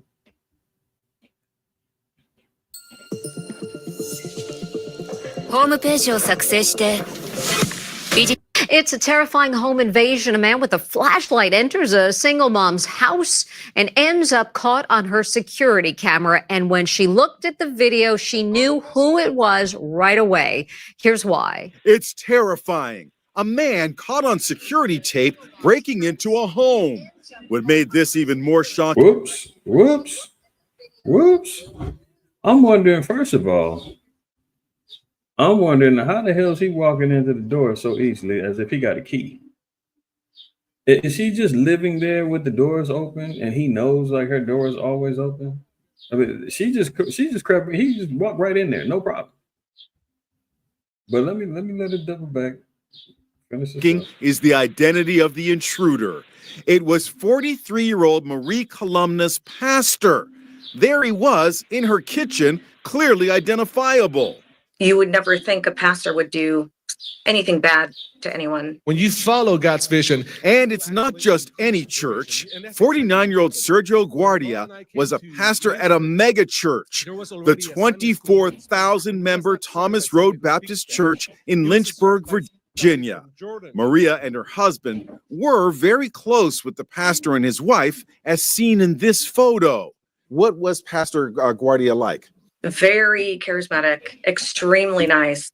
But after she divorced her husband, Marie says, now you see what she said? Oh, he's very nice, kind. He's bringing her groceries and all the other stuff. Look.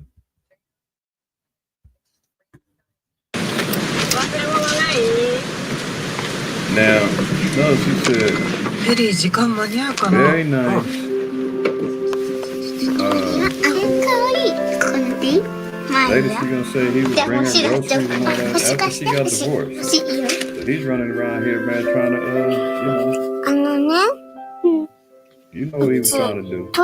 This dude was obsessed, man. Out of control. 2 Timothy 3:1. This know also that in the last days perilous times shall come, for men shall be lovers of their own selves, covetous, boasters, proud, blasphemers, disobedient to parents, unthankful, unholy, without natural affection, truth breakers, false accusers, incontinent, feeble, despisers of those that are good, traitors, heady, high-minded, lovers of pleasures, more than lovers of the Most High, having a form of godliness, but denying the power thereof, from such time away. Verse 6, For of this sort are they which creep into houses. Let me stop that. It's a terrifying home invasion. A man with a See, when I go off of the PowerPoint, it starts playing again. My bad. Let me read that one more time. The water. Call out. And Bayan. Let me know if I'm good now.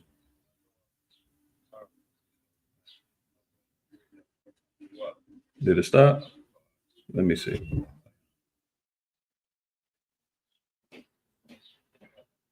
Okay, look like it stopped. All right, so getting back to Second Timothy 3.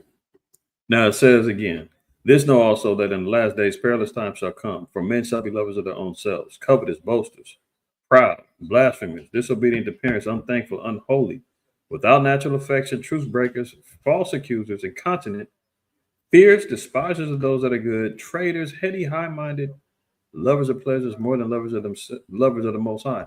So we're going to see there's going to be a complete unleashing of spirits, man, that's going to be taking over the minds and the possessions of people's spirits, that's going to be running amok in the earth. There's going to be a lot that we got to look out for, a lot that we have to be protective of, a lot that we have to be aware of, a lot that we have to be vigilant and fight against. All hell is going to break loose, and these people are going to be demon possessed. And it's already happening. It's already in the earth right now. It ain't like we got to be waiting to see some great outbreak that's going to happen. It's already within the minds and the hearts of these people running around here without the Most High, without the law, statutes, and commandments to lead and guide them. It's a cesspool of these spirits already in the earth. Men being lovers of themselves, covetous, boasters, proud, blasphemers, disobedient to parents, unthankful, unholy. Continuing on down to verse 4. Traitors, heady, high-minded, lovers of pleasures more than lovers of the Most High, having a form of godliness. You seen him over there preaching to, hundreds in his little mega church. But denying the power thereof, from such turn away. Look at this. Verse 6. For of this sort are they which creep into houses. What was he doing? Creeping into houses and lead captive silly women laden with sins, led away with diverse lusts. This is what he was up to, man. Obsessed with this woman after she messed around and got divorced. He's running over there trying to creep up into the house. She was away on vacation with her 2 kids. How did he know that? Because she's over there probably entertaining, yapping to him, trying to take advantage and get a hold of them free groceries, just whatever else he could trick off on her. Oh, he was so nice, and I couldn't believe. I'm so sure. To the point where he's just able to walk up in that house. He didn't break in; the doors was open. It looked like he had a key. I don't know how he was able to walk right in.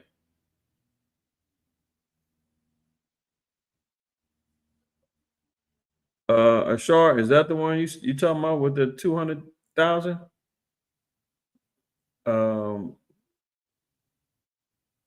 Let me know if that's the one you put in there. 200,000 that died. But continuing on right here. For of this sort are they which creep into houses and lead captive silly women laden with sins. They ain't teaching the laws and the commandments in that church.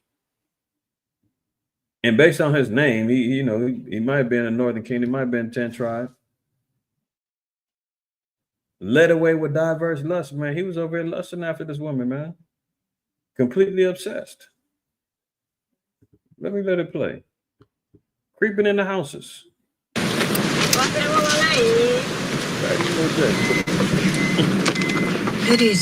It's a terrifying home invasion. A man with a flashlight enters a single mom's house and ends up caught on her security camera. And when she looked at the video, she knew who it was right away. Here's why. It's terrifying. A man caught on security tape breaking into a home. Look, you know what gave him away? The collar flip. See the collar flipped up? He's wearing the same thing when he's preaching. He got his little preaching clothes on.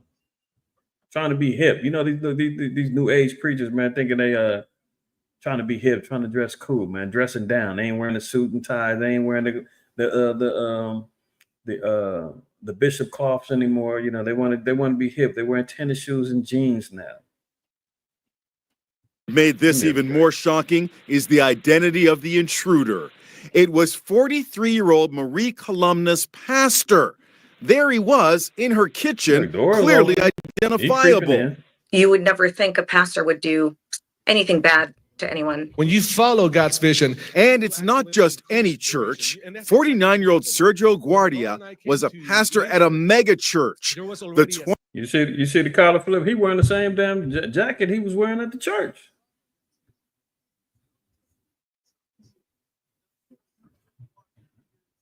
The 24,000-member Thomas Road Baptist Church in Lynchburg, Virginia. Maria and her husband were very close with the pastor and his wife, as seen in this photo. What was Pastor Guardia like? Very charismatic. Sluggy, give me 1 second, y'all.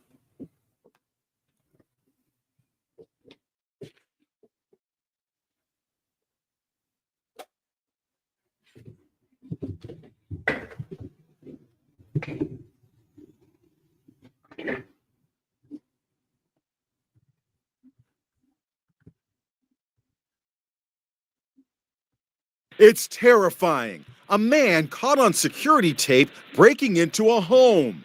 What made this even more shocking is the identity of the intruder. Oops. It was 43-year-old Marie Columna's pastor. There he was in her kitchen, clearly identifiable. You would never think a pastor would do anything bad to anyone. When you follow God's vision. And it's He wearing the same damn jacket, man. not just any church. 49-year-old Sergio Guardia was a pastor at a mega church, the 24,000-member Thomas Road Baptist Church in Lynchburg, Virginia. Maria and her husband were very close with the Was he following God's vision? Or was he following his Rod's vision? pastor and his wife, as seen in this photo. What was Pastor Guardia like? Very charismatic, extremely nice. But after she divorced her husband, Marie says the pastor's behavior became increasingly odd. He started just showing up to my house. My kids wouldn't be home. It'd be in the middle of the day. And he would just show up and bring me groceries. He did that a handful of times. Sometimes I would get home and he'd be right on my porch. So I couldn't even avoid him. But nothing prepared her for this. Surveillance video, which was taken while she was away for the weekend with her 2 kids. I just couldn't process that it was Sergio. Lo and behold, he came back the next day. I was watching the live feed of him entering my daughter's bedroom. She called the cops, and you can see them with guns drawn. They even use a police dog in their search, but the pastor had already fled. Guardia was charged with burglary and stalking. Guardia has been found guilty, and a senior pastor confirms he's no longer employed by the mega church.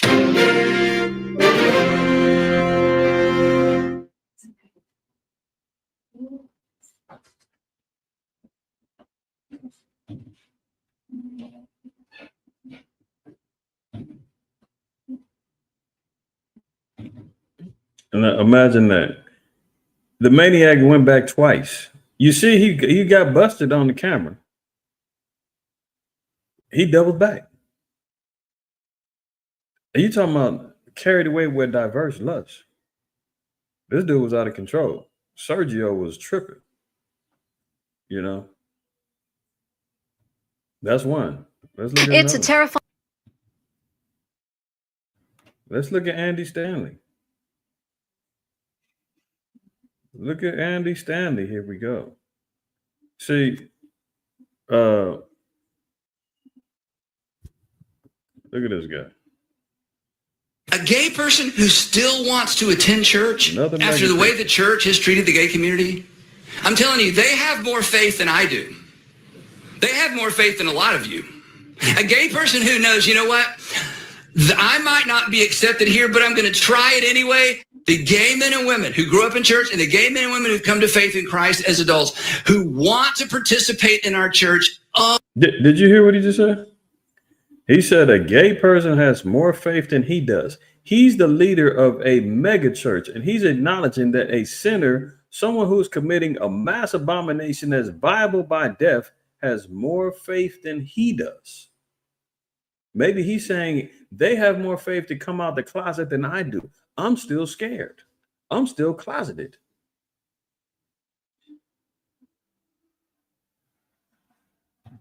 And he's leading thousands.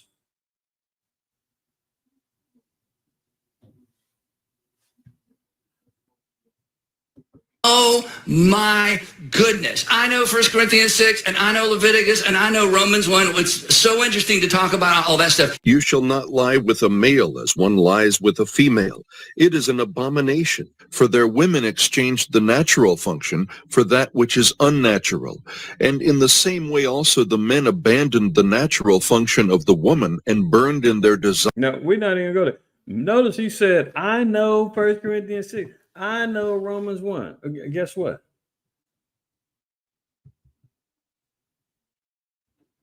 Hold on. Make sure this thing don't play with him.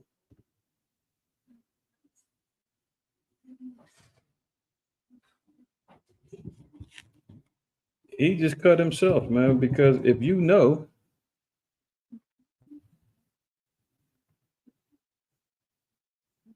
James 4:17 says, therefore, to him that knoweth to do good. I know 1 Corinthians 6. I know Romans 1. I know 2 Timothy 3. Yeah, I know, but guess what? He said, we can have interesting discussion,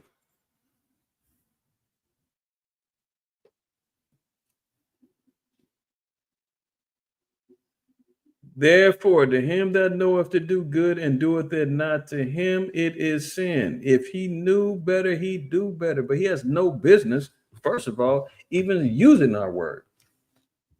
He got no business even standing behind the pulpit with that damn microphone up to his peasy little serpent lips. You got no business with this, man.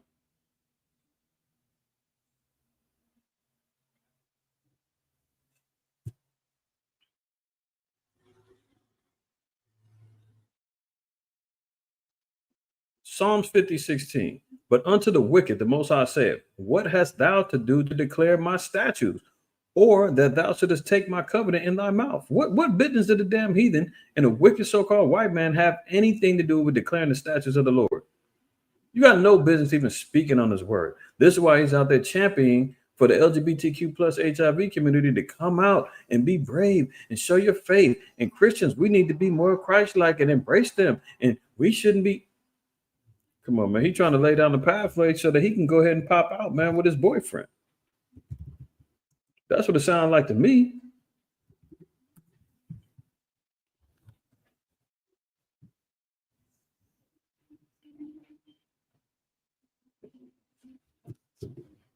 Psalm 147.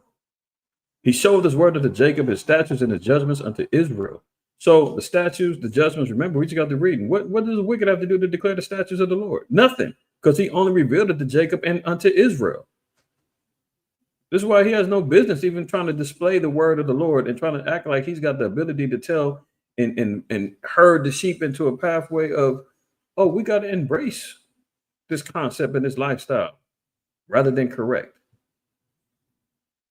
Nobody's saying that an individual who's desiring to repent from their life and their ways shouldn't be allowed in to keep the commandments. I'm speaking about Blacks, Hispanics, Native Americans, Israelites that have been following after a pathway of destruction when it comes down to their sexual preferences and their romantic lifestyles and all of that other stuff regarding sodomy and homosexuality. You're involved in that? Then you need to go ahead on and repent. I've known of individuals that was involved in that lifestyle that repented and came to the Lord. So it's not about cutting them off because who they are. No, the desire is for them to repent. But he's not teaching repentance. He's telling them, come on in and keep doing what you're doing. Verse 20. He have not dealt so with any nation. So the nations that so-called white, he's not dealing with you when it comes down to the statutes and the judgments of the Lord. That's why when it comes down to establishing judgment, he can't do it. He's saying, come on, come on, come on. It's all good. He's saying it's all right. He have not dealt so with any nation. As for judgments, they have not known them. Praise ye the Lord. That's why they keep coming up with talking about God loves everybody. They give you all of these damn the Christian dogma coming straight out of the seminary schools, coming out of the Bible colleges, coming out of their the Bible Belt institutions that's pushing religious dogma and these false doctrines. They have not known the judgment of the Lord. So they run around here doing all this other foolishness. You said you posted it. It's not showing. Let's see, 2004. 1 second, y'all.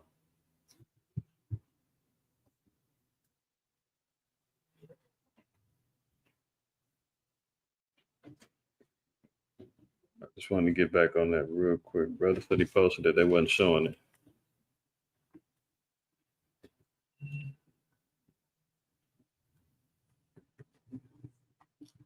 Yeah, they had the tsunami. Yeah, here you go. Yeah, killing estimated 227,898 people in 14 countries. Yeah, but there was another one, man. It was over. It was 270. I could have sworn 271,000. Maybe that was it. Maybe I'm mistaken. But like I said, it was in the early 2000s. It could be the same one. But okay, the water for that, brother. I believe they may have had it on that that Wikipedia, but it's all good. Let me get back on Stanley. Andy Stanley. Andy Stanley, right? He said, "I know about all these things, but what's he doing about it? Opening the door for him, man." Now look at the side of my churches and they're saying they need they want more champions like him. They want more support for him. Look what they do. And I just pray that you would continue to use him, not just with the LGBT community, but God, that you would use him to create more allies for that community, that you would use him in the lives of parents who have kids who have come out.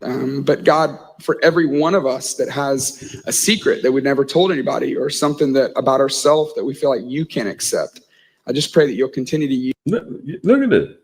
They're talking about praying for this dude and to create more allies to promote the agenda.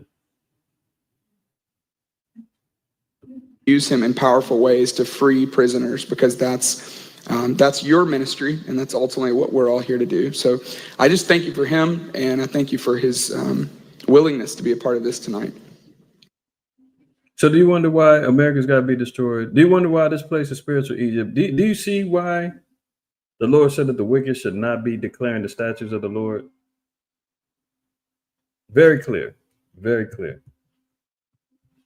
Now, let's get to the star of the show, man. Those were the openers. Sergio and Andy, two vile preachers, man. One chasing that, one chasing his lustful desires. The other one chasing his lustful desires. And now here goes another one chasing his lustful desires. Bishop, I was finna call him Warren Sapp. Marvin Sapp. Yeah, anybody play, knew about football. Warren Sapp was a football player. But y'all, I'm sure y'all seen it. He's going viral. Everybody's roasting him. Let's get to Marvin Sapp. And the cost that is involved. There's 1,000 of you. I said, close them doors. Ushers, close the doors. Close the doors. Close the doors. We all gonna leave together. Y'all ain't going no place but to the restaurant. There's 1,000 of you tonight, and those that are watching, it's 1,000 that's watching online.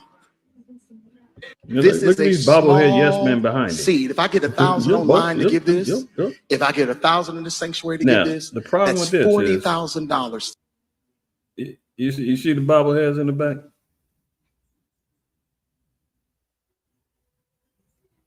The problem with this is that he came out with a statement and said that, yes, he did order the ushers to close the doors.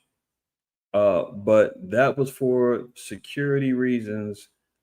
He wanted to make sure that, especially when money is involved, that he didn't want no folly to jump off.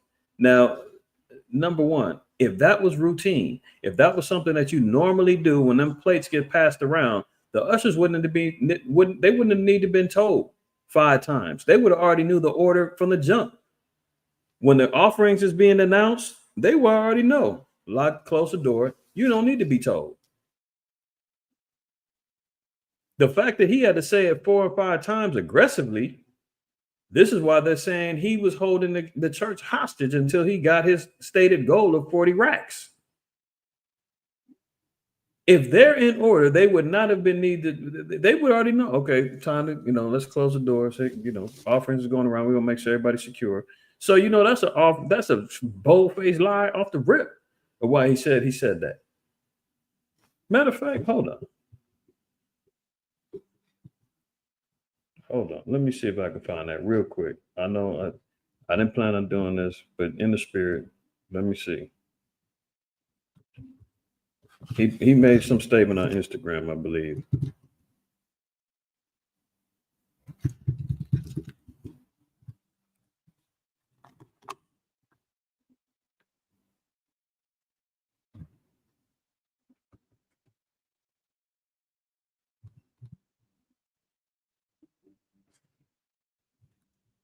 Okay, here we go. Let's add context to the clip on social media. So apparently this was a year ago. He said, recently a clip has gone viral of me challenging 2,000 individuals, virtually and in person, to plant a seed of $20 during the international gathering held at a convention center with over 4,000 people in attendance that evening, plus virtual viewers. So I'm already confused. He said that there were 2,000 people there, virtually and in person. Then he said there was 4,000 people in attendance. So was it 4,000 plus virtual view? Was it 4,000 or was it 200? I mean, is it 2,000, 4,000? I'm confused.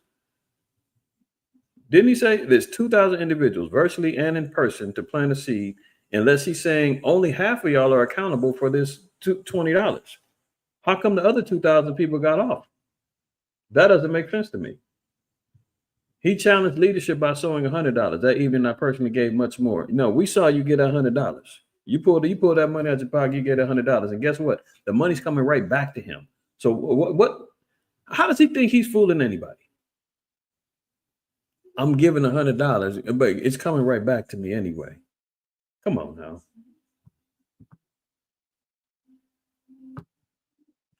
Some have taken issue with a particular moment when I instructed the ushers rather firmly. Yeah, you did 5 times. Close the door. Ushers, close the door. Close the doors. Like, nigga, close the door unless you want to get fired. Like, that's the type of energy he was coming with. Rather firmly, to close the doors during the offering. To those unfamiliar with the church context or who may not regularly attend worship gatherings, this has been misinterpreted as holding people hostage as well as offensive. That was never my intent. No, don't church shame people saying, "Oh, if you ain't used to this, then you will know how we get down in the church." No, Negro, you wouldn't have to say it 5 times if they knew the protocol. Once the plates gets to pass around, you get to talking money. The ushers already know.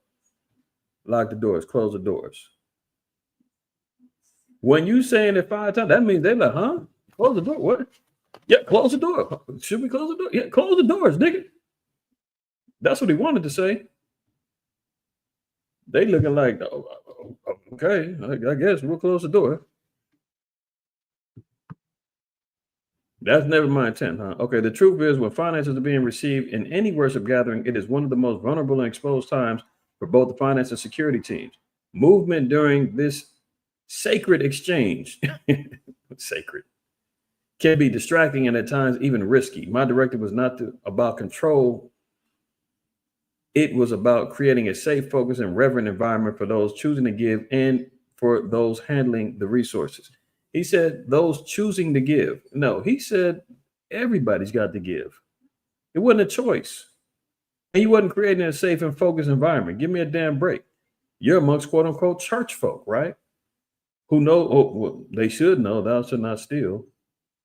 But they do say the laws are done away with. So maybe he does got some little, maybe he do got some people in there that might be, kind of shifty. Now, what I guess he's claiming that he had a I don't want to read this whole damn thing, to be honest with you, but I'll be fair to him. Okay, the truth is, now he's saying he's talking about he's trying to create a safe environment because they was handling money. Again, that ain't the first time they handled money in the church, so the protocol should have been clear. You shouldn't have to been barking at 50, 5, 6 times to tell them to close the door. So he lying about that. Unfortunately, I've led churches. I know what protocol, security, everything is already understood. That should have been clear from the jump anytime money's going pass around if you're dealing in that environment. So he's fronting on that. Unfortunately, in the social media age, snippets are easily shared without context and assumptions are quickly made without understanding the full picture. Conferences have budgets, churches have budgets, and people have budgets. As the assigned ministerial gift for this international gathering, one of my responsibilities was to help raise the conference budget. That's not manipulation, it's stewardship. First of all, how do you, he probably fronted the money. The church probably fronted the money for this conference. Meanwhile, most of these churches are operating on they have like a network. All the quote unquote churches of God in Jesus Christ, they have a whole network.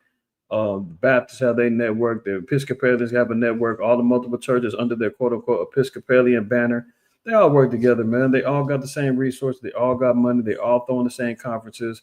If you front the money for these conferences, you're getting reimbursed. Apparently this is what he's trying to do is get reimbursed for the money that they had to, to front.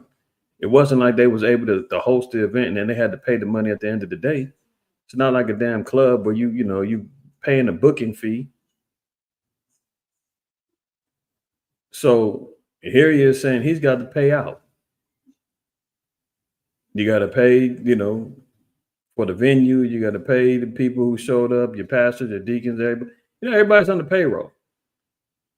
I did not understand that for a year. I had no idea that people in the church, everybody got paid. I always assume, obviously the pastor was getting the money, that was understood.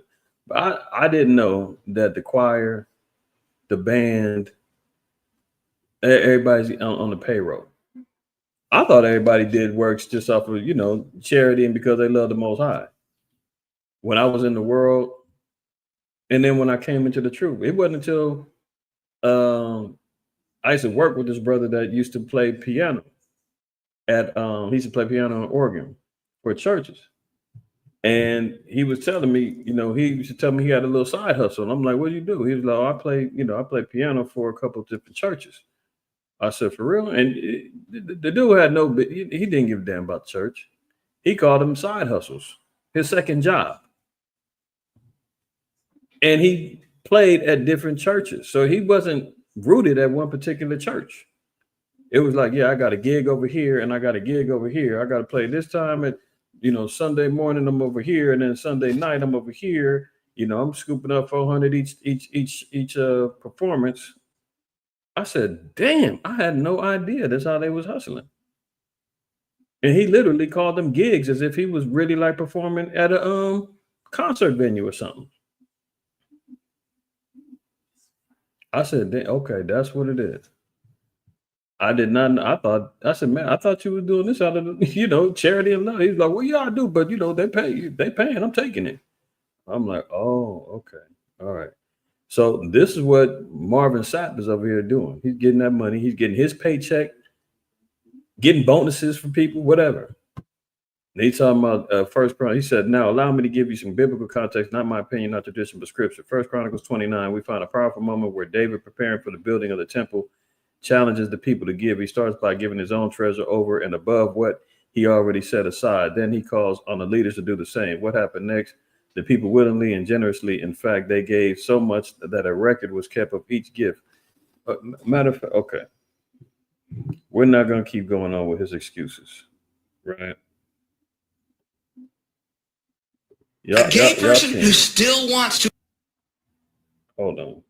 A gay person who still wants to attend church after the way the church has treated the gay community. And I'm telling you, they have more faith than I do. Not. Andy still want to talk about gay people, man. Now he said this is what he was doing, right?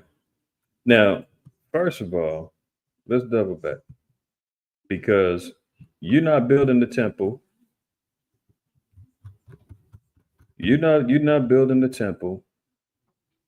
He's acting as if this is what he's doing.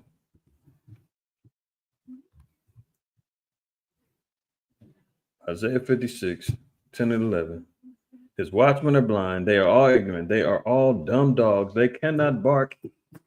Sleeping, lying down, loving to slumber. Yeah, he's, busy singing gospel songs and half-ass pastoring, on his spare time, and then has a nerve that asked for $40,000 in one sitting. One sitting. I mean, who else can collect $40,000 in one day? And it sounds like, just a $20 seed from everybody. $20 seed. So of course everybody's gonna be like, that ain't much. That's easy. Okay, I can give $20. That's why I said, all y'all, you ain't going nowhere but to the you ain't going nowhere but to the restaurant. And everybody laughing. Right. Now, continuing on, it says, yea, they are greedy dogs which can never have enough, and they are shepherds that cannot understand. They all look to their own way, everyone for his gain from his quarter. Marvin? Lock the doors. Lock the doors. That's how he gets his gain. Remember the Bling Bishop over there in New York, shaking down them old ladies over there in Brooklyn? He just got 9 years. I think he got 9 years for his shenanigans. That long ass damn paragraph or page of excuses from Marvin said, that's him trying to avoid prosecution. If there was any shenanigans going on with his bookkeeping or his money. Everyone for gain from his own quarter. That's exactly what's going on.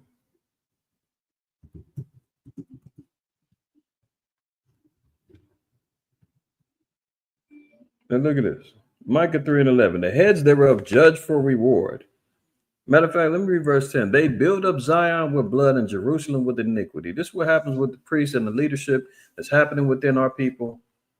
Iniquity is abounding because they ain't teaching the laws and the commandments. They're not teaching based upon the faith of Christ. They're out here allowing all kind of manners of unrighteousness and wickedness to flow. Verse 11, the heads thereof judge for reward. Oh, you want something to go in your favor? How much you got? Pay me and I'll make sure that everything goes in your favor. Judge for reward, and the priests thereof teach for hire. This goes on even in the Israelite community.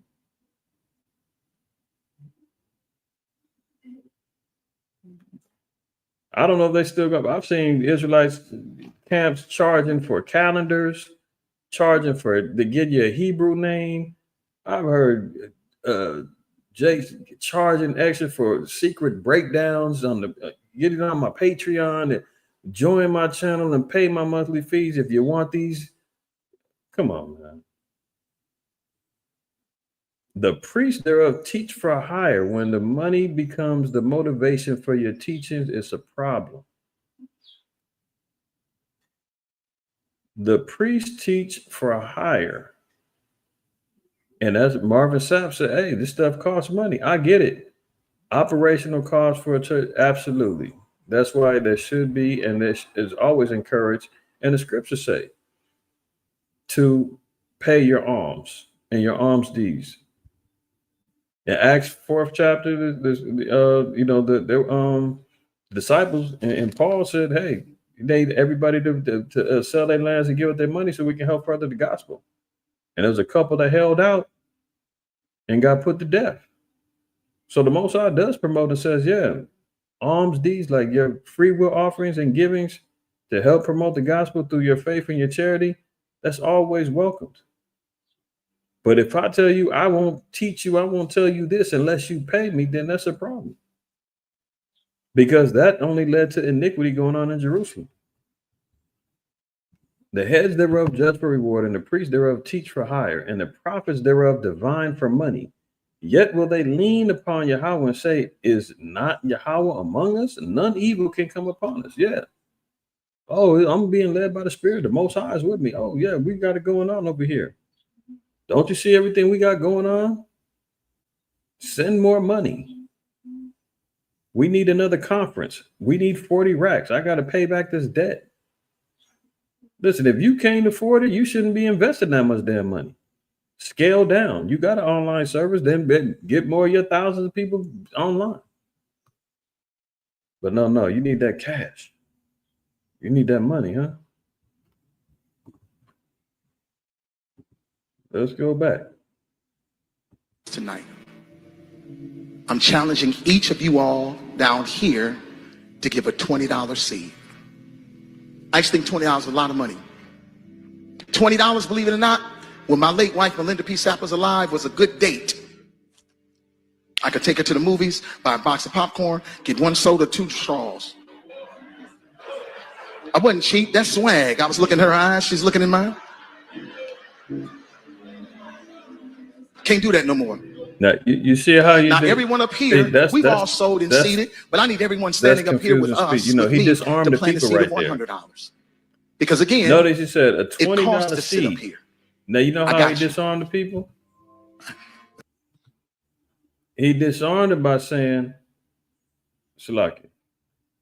He disarmed it by saying, hey, my late wife, Melinda. So automatically our people get put into a position of sympathy.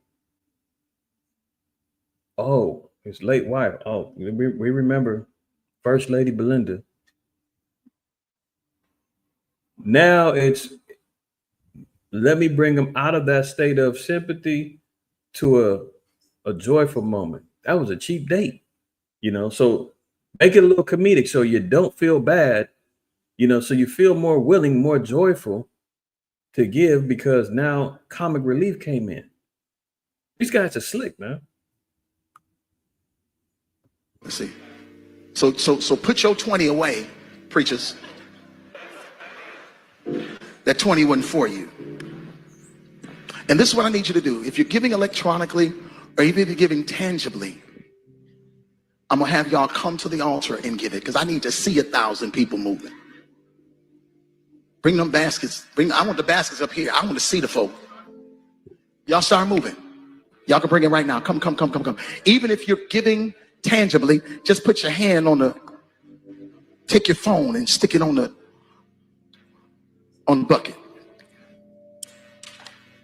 He got to see it. He got to see it.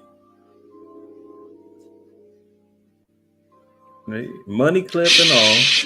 Giving is worship. He gave much more. That's $100 Giving bill is worship. in the midst of a few Giving dollar is worship. bills. If y'all seen that, he had some dollar bills. Giving is worship. This ain't the time to talk. 1,000 people need to give $20. 1,000 people need to give $20. 1,000 people online need to give $20. This is easy, saints. This is an easy miracle. Now he we goes should be on able to raise $40,000 tonight just from y'all giving. Giving is worship. Giving is worship. Now you're putting implanting this translate thought into people's minds. Giving is worship.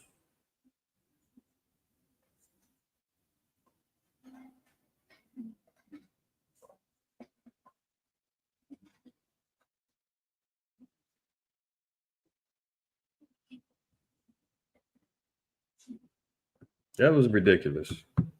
That was ridiculous. But y'all seen him. And he said, this is all innocent, man. He's just trying to pay the bills. He's trying to build a temple like David. He's trying to make sure everybody's secure when money's floating around. So let's fly through these last few. I don't want to keep y'all too much longer, but here we go. Sure, y'all seen this too. Trump teams leaked messages in full as Vance and others blast pathetic Europe. So uh, America got caught backbiting its allies, talking about pathetic Europe. Pete Hegseth, who is supposed to be over the defense secretary, is the one who let the beans spill. Top secret war plans get let out. Again, meanwhile, while he's running around talking about how he's for peace, I can't tell. You understand what I'm saying? Planning war on the low. Let's move on. America's dirty laundry getting spread out throughout the earth.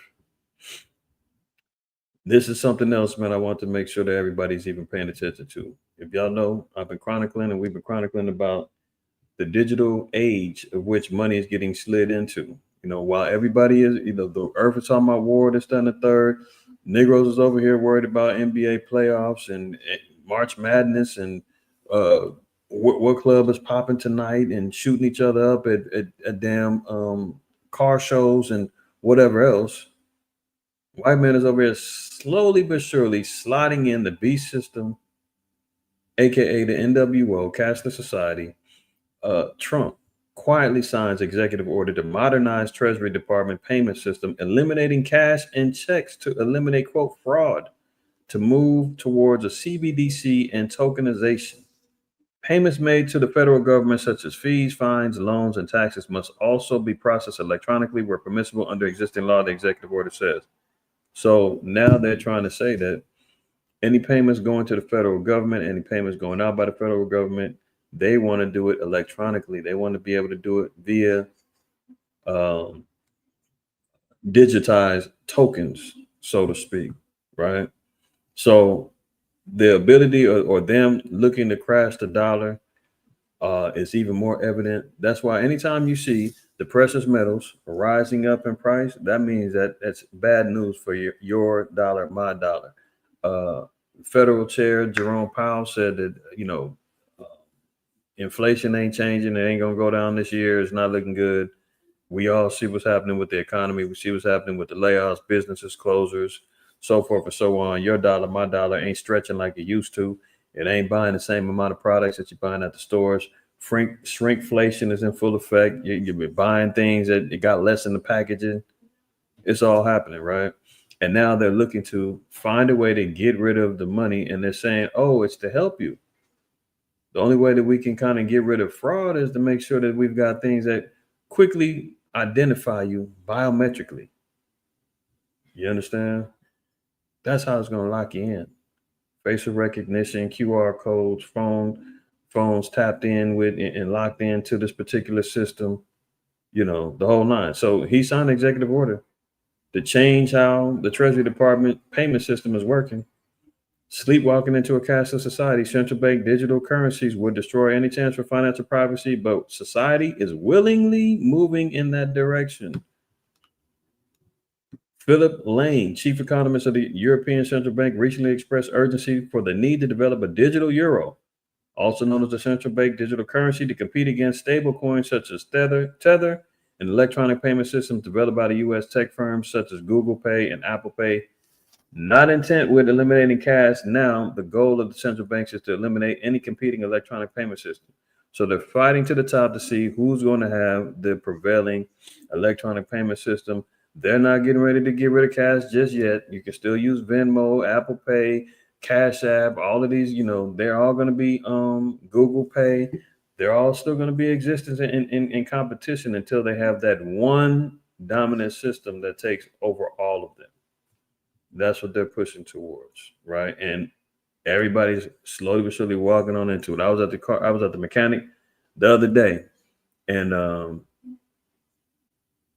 getting some work done on my wife's car. I go in, mechanics are like, hey, how you gonna pay? You gonna pay cash or card? And I was like, man, I gotta pay with my card. I don't want the cash on me right now. So he's like, okay, damn, you pay cash, I won't charge you tax. And we can do it that way. And I told him, I said, yeah, I ain't got it. So, whatever. We worked out a little deal. Anyway, he was telling me, he was like, yeah, he said, man, these cars, man, everybody got the chips, everybody doing it. He said, people can steal your stuff. You rub up against somebody and you tap the tap cards and all that. They can swipe and steal your stuff. I said, yeah, I know. I said, man, they trapping everybody into this particular system. They saying it's for fraud, but meanwhile, this is the back doors that they got open. They could turn off and cut off your money at a touch of a button. Anything go down. I said, and plus, guys like you who want cash, they're gonna get you out of business because you're gonna have to fall into line with this system. He's like, yeah, he's like, man, this is ridiculous. It's getting bad out here. So even the dumb down, well, I ain't gonna say dumb down, he's a good dude. But even the mechanics and all them are facing the squeeze of seeing how their business is going to be affected when they can't just get the cash. They got to deal with the system. And you know the Kingdom Cap, man. He probably trying to escape some extra taxes he got to pay and all whatever else. But it is what it is. But this is what they're leaning towards, right? This is from the government website. You can see right here, whitehouse.gov, modernizing payments to and from America's bank accounts. So this is going into them switching to a digital payment system slowly but surely. Executive order, March 25th, 2025. The link is down here. I'm not going to go there for time's sake, but trust me, it's there. You want to see it? All you got to do is go there and check it out yourself. They are moving towards the beast system of a cashless society. Buying and selling as you know it and I know it are going to be changing. That's how the prophecy of Revelation 13 is going to come to pass. Look, we're here, y'all. We are here and slowly but surely creeping into them realms. Trump announced a 25% tariffs on all cars not made in the U.S.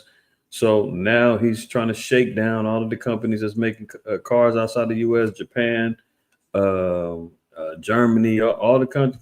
These foreign cars, Nissan, all them cars, they trying to tell them, look, if you come over here and build up in the U.S., no tariffs.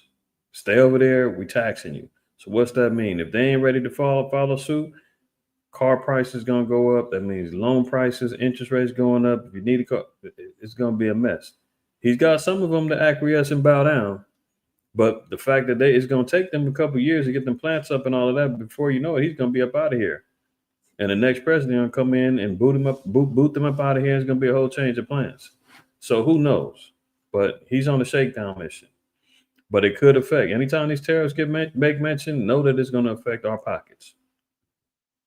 Long waits, wave of calls, web crashes, Social Security is breaking down.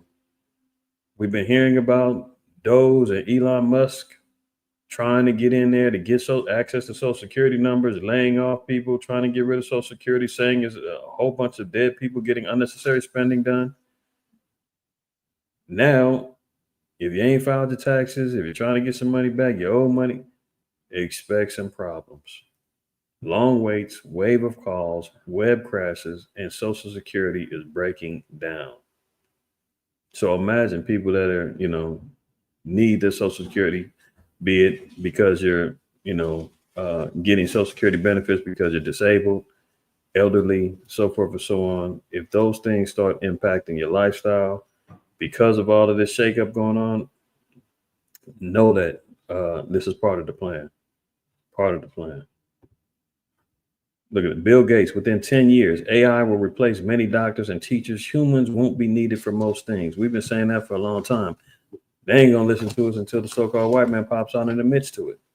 So Bill Gates is acknowledging AI is going to replace much of what we know within the next 10 years. Over the next decade, advances in AI will mean that humans will no longer be needed for, quote, most things in the world. So that's where you get the universal basic income. They want everybody with, pods on their head and being damn, Wall-E characters living through AI generations and 3D goggles and Google Glass and stuck on video games or whatever else, where they can control a society without you being part of it. Stuck into, micro apartments and living off of the food that they say is okay to eat. And speaking of that, I got one article real quick. Look at this. This is all coming from the so-called white man in his sciences, right? Let me get this in 1 Timothy 6. 1 Timothy 6, and look at verse 20. It says, O Timothy, keep that which is committed to thy trust, avoiding profane and vain babblings and opposition of science, falsely so called. Science is speaking of knowledge. It said you got to keep away from and avoid the vain babblings and oppositions of knowledges that's being falsely called that. So in the Greek, this science transfers the knowledge. That's basically what they're saying. Science is a knowledge, a form of knowledge built around idolatry, built around the so-called white man's God complex. You just seen Bill Gates talking about in the next 10 years, AI is going to put a lot of people out of business.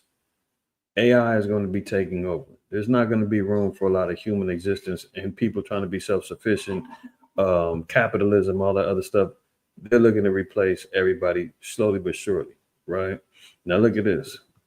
Over my dead body, spare human bodies grown in artificial wombs in a lab, as scientists insist bodyoids feel no pain and can serve as, quote, meat. They're talking about creating false. I can't believe I'm even reading this to y'all. Cutting-edge scientists have unveiled a disturbing plan to grow soulless, spare human bodies that can be used for medical experiments and even meat. Did you hear that? They're trying to implement cannibalism now. Lab-grown body parts, artificial wombs. The so-called bodyoids would be grown in, quote, artificial wombs and have the eerie ability to withstand endless pain. Scientists Karsten T. Charlesworth, Henry T. Greeling, and Hiromitsu Nakasuchi made their bizarre pitch at MIT Technology Review and explained why the Frankenstein-esque plan would revolutionize medicine. They said the zombie-ish bodies would be key to testing out new medicines and growing human organs for transplants. The plan would become a reality by using pluripotent stem cells, one of the earliest cell types, to form during human development. The stem cells have already been used to grow organic matter and most recently helped to successfully create a structure that resembles a human embryo. Need I go on? Do you hear what the devil is up to? Researchers hope to grow the fetuses entirely outside a body in artificial uteruses, which are already being tested in labs. I mean, essentially creating genetic clones that don't feel pain. I'll have died you like this, zombies. Good Lord. And they talking about they can be grown to create meat. To create meat. I haven't talked about this in a long time. If you haven't seen this, I always give you all the movie reference. Soylent Green, right? Soylent Green. And look at the eerie similarities of what's going on now. The plot by 2022, we're in 2025, but look what they're talking about. This movie was made in 1973. The cumulative effects of overpopulation, global warming, and pollution have caused ecocide, leading to severe worldwide shortages of food, water, and housing, bringing human civilization to the brink of collapse. Isn't this what the talk of the town is at this point? Overpopulation, global warming, pollution, ecocide. They talking about this in 1973. They're making a movie about that. Slowly but surely, if you haven't seen the movie, go see it. But what are they talking about? New York City has a population of 40 million, and only the elite can afford spacious apartments, clean water, and natural food in walled-off communities patrolled by armed guards. Their homes are fortified with moat, security systems, and bodyguards for the tenants. Usually they include concubines who are referred to as furniture and have no human rights and are passed from one apartment owner to the next. Meanwhile, the majority live in squalor, haul water from communal spigots, and eat highly processed food wafers made by the Soylent Corporation, a food processing firm. The mainstay products, Soylent Red, Soylent Yellow, are a staple food, and the latest product and new, more nutritious flavor for wafer derived from plankton, Soylent Green, is introduced to the populace. If you get all the way down to the nitty-gritty, man, you find out what Soylent Green is. And at the end of the movie, it tells you Soylent Green is people. And here they are talking about them making it. And you know what's ironic? I was in 7-Eleven and saw this a few years ago.